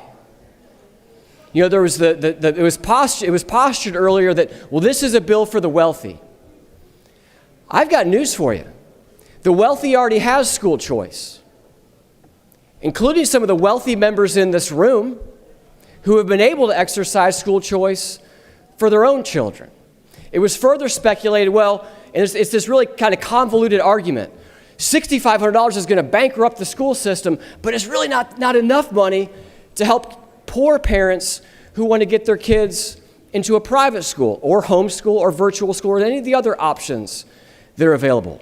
Well, then drop a bill to raise the amount of money that's in the scholarship. And I'll be the second signer of that bill. By the way, we talked about the reality that this is a bill that is supported by multiple groups of voting populations if we want to divide Georgians up into groups. And I have a poll that I've cited before, and I'll read it again. ESAs have support from 81% of Republicans, 70% of Democrats, 78% of independents, 87% of Hispanics, 73% of African Americans, 77% of millennials, 80% of Gen X. When we ran a poll on this last year, do you know the only demographic that didn't support this? Wasn't African Americans, wasn't Hispanics, wasn't even Democrats. Democrats overall support it. The only demographic in our poll that we ran last year that does not support this is white Democrats. But when you look at this swath across the board of Georgia, the bulk of Georgians support this program. It was referenced before that the free market is a shiny object. And I would agree. The free market is a shiny object. It is a shiny object that has lifted more people out of poverty than any other market force in the history of humanity. And I want to give you an example of the free market at work. I think James has a photo that he's going to put up here, and as luck would have it, this morning, I had the opportunity to meet these students. And the person who founded their school, and she's actually off frame in this photo on the right, you can't see her. But she started a private school in Forest Park called Ladies of Favor Dream Academy. And we were told this morning $6,500 just isn't enough. These students told me this morning how they're learning Mandarin Chinese. They're involved in all sorts of extracurricular activities. They frankly seem to be getting a better education than my own children are getting. And do you know how much money they pay? $450 a month. Do you know what the median cost is for a private school in the state of Georgia? Maybe not the ones that y'all send your kids to, but the median cost of a private school in the state of Georgia? $8,300. So don't tell these parents that a $6,500 bridge can't change the life of their family, because it can. Why don't we just cover the whole cost of it? Because I think there's actually value in having these parents have skin in the game. I think there's value in having these parents engaged in the process. You know, when this bill was in the House last year, there was a representative who said the quiet part out loud, and she said that these poor parents can't be trusted, especially those without high school diplomas, can't be trusted to make educational decisions for their children. Made national news, but it gets to the core. It gets to the core of where we believe decisions should be made. It gets to the core of who we trust. And for myself and my colleagues that voted for this bill, we're saying that we trust parents. When this bill failed on the floor of the Senate in 2019, I was sitting at my desk right back there, and my friend, the former senator from, I believe, the 7th at the time, the numbers have changed, was walking past me in my moment of defeat. And the AJC reporter was right over there and took a photo. And the photo that ran the next day was her cheering in the foreground and me sulking in the background. Last year, I stood in the back of the House chamber. And after this bill fell short in the House chamber, the minority party erupted in applause. But it's not applause for children. It's applause for protecting institutions, protecting teachers' unions, building this moat around this thing that we say is one-size-fits-all education. Well, today, colleagues, I may just let out an applause when this bill passes. And when I cheer, I'm going to be cheering because students all over the state are going to have opportunities like those students who today are in a school, this all-girls school in Forest Park, Georgia, that is giving them the opportunity to learn Mandarin Chinese in the 3rd grade, that hopefully is preparing the next governor of the state of Georgia to lead this great state. And when I cheer today, I'm going to be cheering because more parents and more families will have more opportunities. And I'm lastly going to be cheering in thanks to my friends who are in the back of the room today that got this done on the House side. Speaker Pro Tem Jones and Todd Jones, who walked over here today, And Lieutenant Governor, I'm going to be cheering for you because your friendship means so much to me, but the way that you fought for this means the world to me. And you deserve the credit for getting this thing across the finish line. I'm so very grateful. With that, Mr. President, I yield the well. All right. The question has been called, and the senator from the 27th has closed debate. The motion that the senator made from the 27th, that the Senate agree to the House substitute on SB 233. All those in favor will vote yes. All those opposed, no. Secretary will unlock the machine.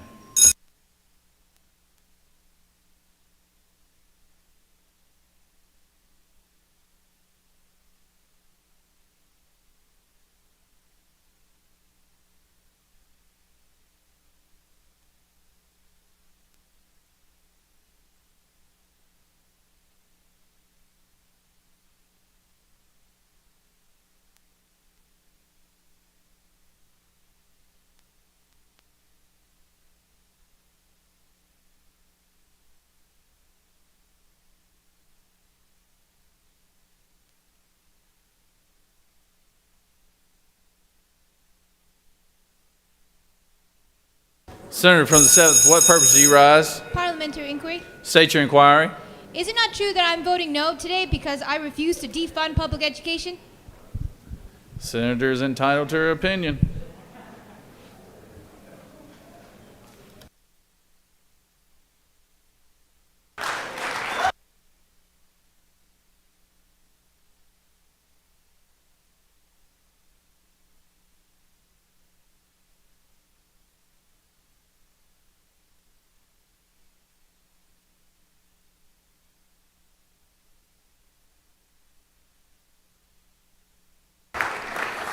On the passage of the bill, the yeas are 33, the nays are 21. Well done, Senator from the 27th, and thank you for the cooperation with the House on this measure. It's something the Senator's worked very hard on since he's been in this, and I think children will benefit from this all across the state.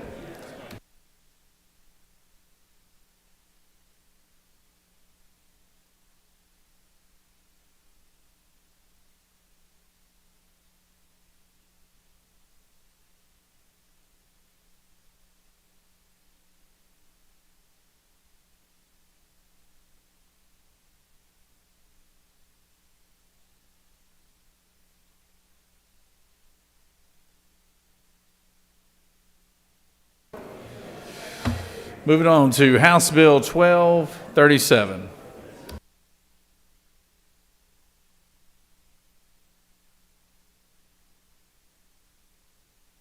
Secretary, read the caption. House Bill 1237, a bill by Representative Cannon of the 172nd and others, a bill to be found and act to amend Code Section 2811 of the OCGA relating to definitions regarding agricultural commodity commissions, so as to revise the definition and for other purposes.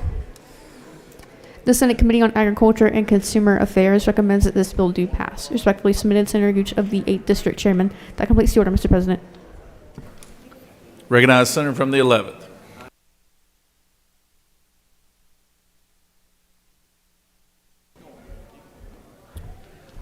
Thank you, Mr. President. This is HB 1237. This is dealing with our Citrus Commodity Commission. We're just removing the definition of a producer so that they can gauge the production based off pounds instead of acres. This is very similar to how we do the Blueberry Commission and some of our other commissions. So this is a department bill. Be glad to take any questions. If there are none, I appreciate your support. You have no questions, Senator. Thank you, Mr. President. The senator has yielded the well. Does any other senator wish to speak for or against the measure? The chair hears none. Is there objection to the previous question being ordered? The chair hears none, and the previous question is ordered. Is there an objection to agreeing to the report of the committee which is favorable to the passage of the bill? The chair hears none. The report of the committee is agreed to. Is there objection to the main question being ordered? The chair hears none, and the main question is ordered. The question is now on the passage of the bill. All those in favor of the bill will vote yea. Those opposed will vote nay. Mr. Secretary, please unlock the machine.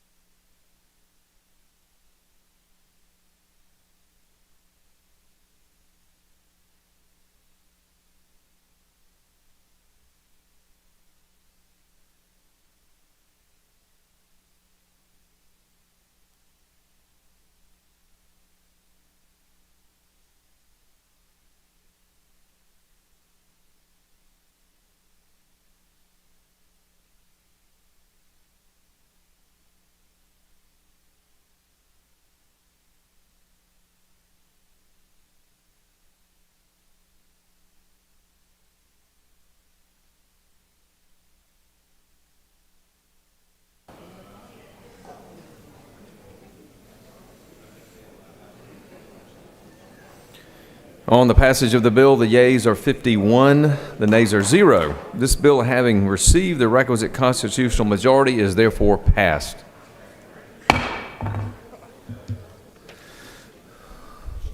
Moving on to HB 1326. Mr. Secretary, please read the caption.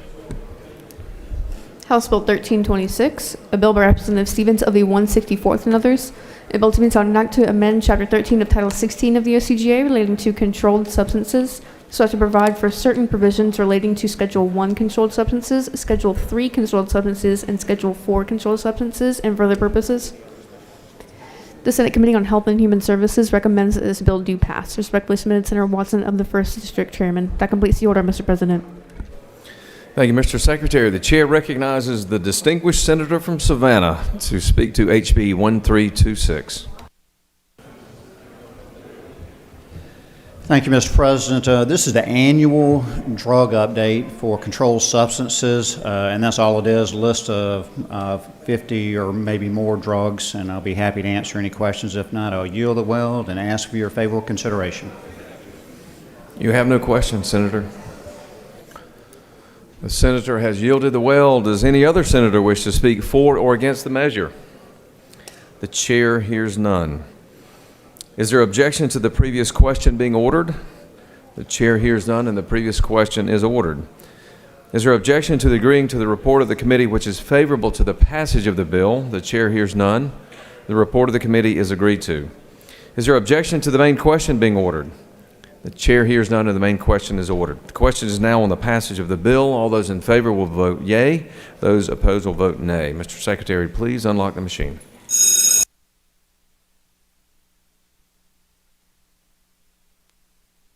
Chair recognizes the senator from the 56th. What purpose do you rise? Parliamentary inquiry, Mr. State President. your inquiry. Isn't it true, since you've been presiding in the last 5 minutes, this will be 2 bills passed already?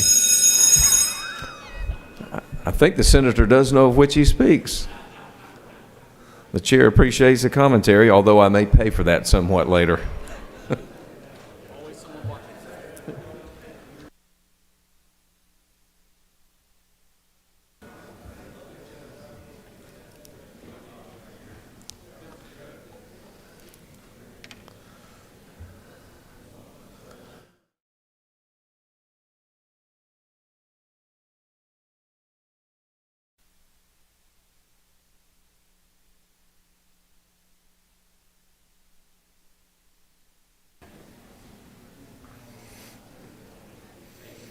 On the passage of the bill, the yeas are 50, the nays are 0. This bill, having received the requisite constitutional majority, is therefore passed.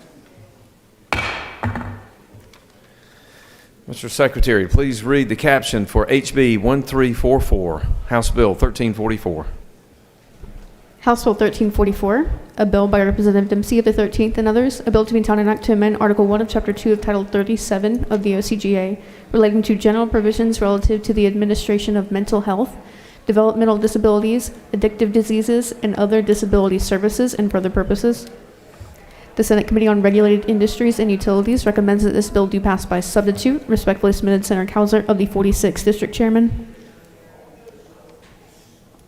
The Regulated Industries and Utilities Committee offers the following substitute to House Bill 1344, a bill to be an act to amend Article 1 of Chapter 2 of Title 37 of the OCGA relating to general provisions relative to the administration of health, developmental disabilities, and further purposes. That completes the order, Mr. President.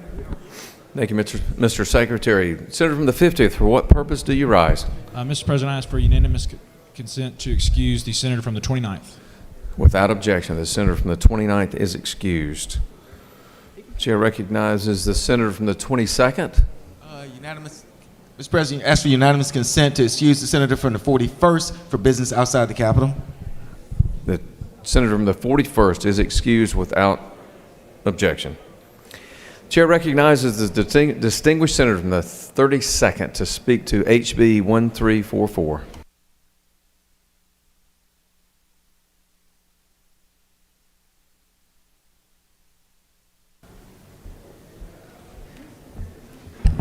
Thank you, Mr. President.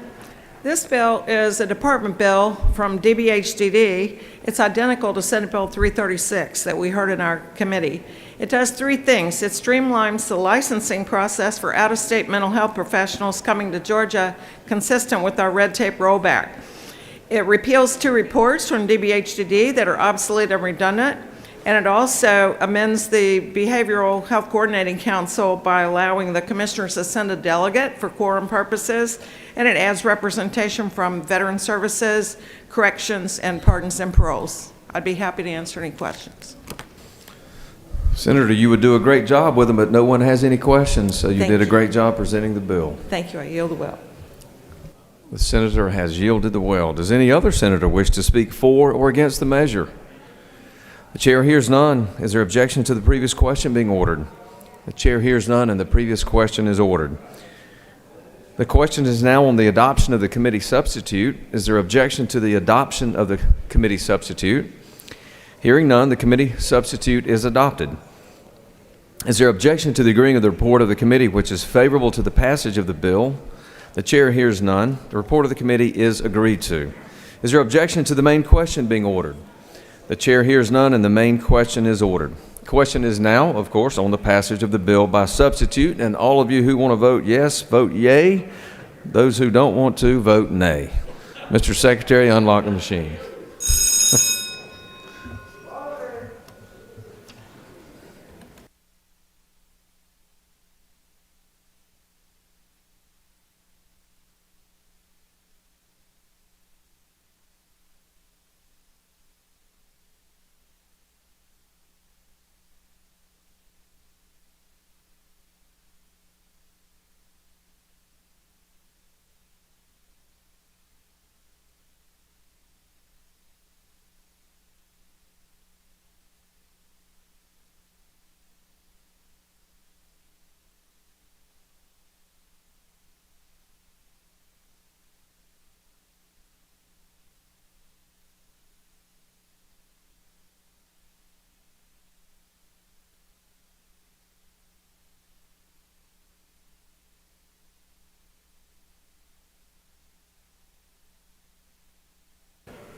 On the passage of the bill, the yeas are 49, the nays are 1.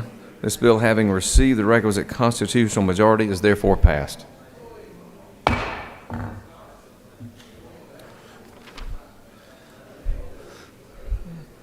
Moving on, Mr. Secretary, please read the caption for House Resolution 598. House Resolution 598, a resolution by Representative Martin of the 49th and others, a resolution proposing an amendment to the Constitution so as to vest judicial power of the State of Georgia Tax Tribunal, to provide for venue and jurisdiction of the Georgia Tax Tribunal, to provide for concurrent jurisdiction with superior courts, to provide for judges of the Georgia Tax Tribunal and their qualifications, and for other purposes. The Senate Committee on Judiciary recommends that this resolution do pass. Respectfully submitted, Senator Strickland of the 17th District Chairman. That completes the order, Mr. President. Thank you, Mr. Secretary. The chair recognizes the senator from the 17th to speak to House Resolution 598. Thank you, Mr. President. This is the constitutional amendment that will create a Georgia tax court versus having the court currently under the executive branch. This will create a separate court in our Constitution that will handle matters between the Department of Revenue and taxpayers. It'll create efficiency, due process, and is something that'll help these cases move along a lot better for everybody involved. I'm happy to answer any questions. Senator, you have no questions. I ask for your favorable consideration. The senator has yielded the will. Does any other senator wish to speak for or against the measure? The chair hears none. Is there objection to the previous question being ordered? The chair hears none, and the previous question is ordered. Is there objection to agreeing to the report of the committee which is favorable to the adoption of the resolution? The chair hears none. The report of the committee is agreed to. Is there objection to the main question being ordered? The chair hears none, and the main question is ordered. The question is now on the adoption of the resolution. All those in favor of the resolution will vote yea. Those opposed will vote nay. Mr. Secretary, please unlock the machine.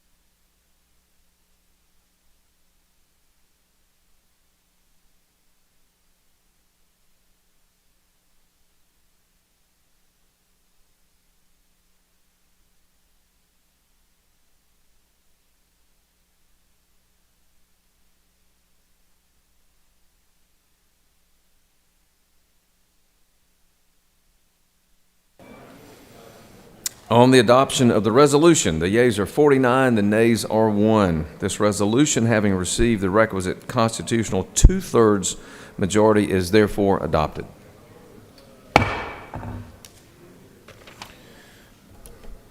All right, Mr. Secretary, please read the last bill on the rules calendar, HB 1267, please.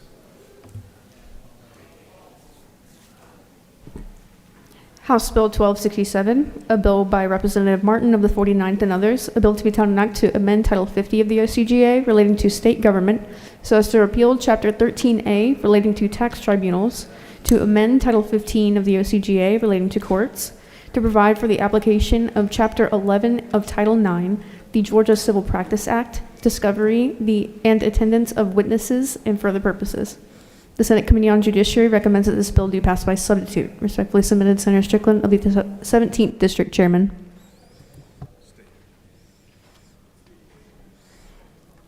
The Senate Committee on Judiciary offers the following substitute to House Bill 1267, a bill to be entitled an act to amend Title 50 of the OCGA relating to state government so as to repeal Chapter 13A relating to tax tribunals, to amend Title 15 of the OCGA relating to courts, so as to create the Georgia Tax Court and for the purposes.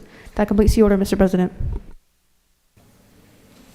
Thank you, Mr. Secretary. The chair recognizes the senator from the 17th to speak to HB 1267.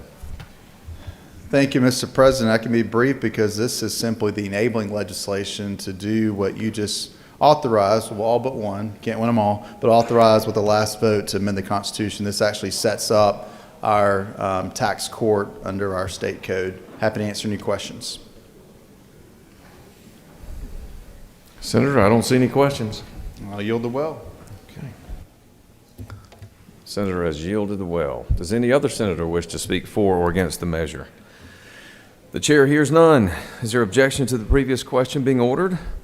The chair hears none, and the previous question is ordered. The question is on the adoption of the committee substitute. Is there objection to the adoption of the committee substitute? Hearing none, the committee substitute is adopted. Is there objection to agreeing to the report of the committee which is favorable to the passage of the bill? The chair hears none, and the report of the committee is agreed to. Is there objection to the main question being ordered? The chair hears none, and the main question is ordered. The question is on the passage of the bill by substitute. All those in favor of the bill will vote yea, and those opposed will vote nay. Mr. Secretary, please unlock the machine.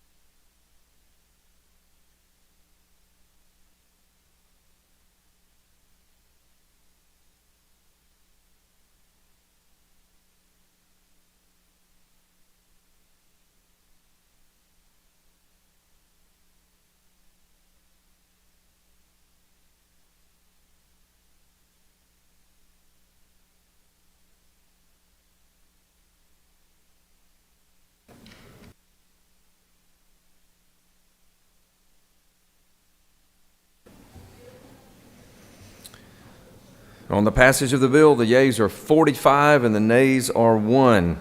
This bill, having received the requisite constitutional majority, is therefore passed.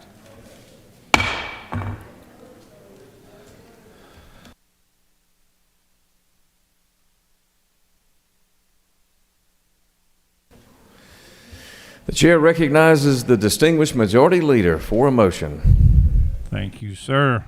I move that the Senate stand adjourned until 12 p.m. Thursday, March 21st. The majority leader has moved that the Senate stand adjourned until Thursday, March 21st at noon. Noon, Thursday, March 21st. All those in favor? Whoop, excuse me. Oh. Mr. Secretary, please read the announcements. My apologies. Mr. President, the Senate Committee on Rules will meet upon adjournment in 450 of the Capitol. The Public Safety Committee will meet upon adjournment of rules in 450 of the Capitol. The Insurance and Labor and Higher Education Committees will meet at 5:30 p.m. in Mezzanine 1 and 307 of the Capitol. The Health and Human Services Committee will meet in 6:30 p.m. in 450 of the Capitol. The Finance Committee will meet at 7:30 p.m. in Mez 1 of the Capitol. The Education and Youth Committee meeting will be held at 7:30 p.m. in 310 CLOB. The Judiciary Committee will meet at 8:30 p.m. in 307 of the Capitol. 307 CLOB, excuse me. The State and Local Governmental Operations Committee has been canceled for tonight, but will meet at 7:30 a.m. tomorrow morning in 125 of the Capitol.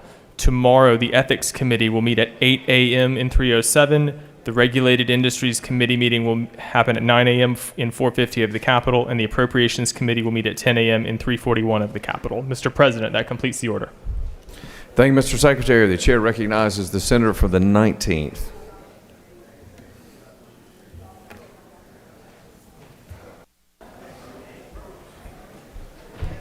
Mr. President, I'm glad I'm not on judiciary. The one thing I do want to say, colleagues, is I do hope that you heard 10 a.m. tomorrow morning, we need a quorum in appropriations. When you may have gotten some calls from Superior Court judges, I hope I can head that away by giving you a comment right now, is that we're working on a plan now. We had to get the budget finished before we could start working on their bill. So hopefully we'll have something we can consider concerning Superior Court pay tomorrow as well. Thank you, Mr. President. I yield the way. Thank you, Senator. The chair recognizes the senator from the 47th.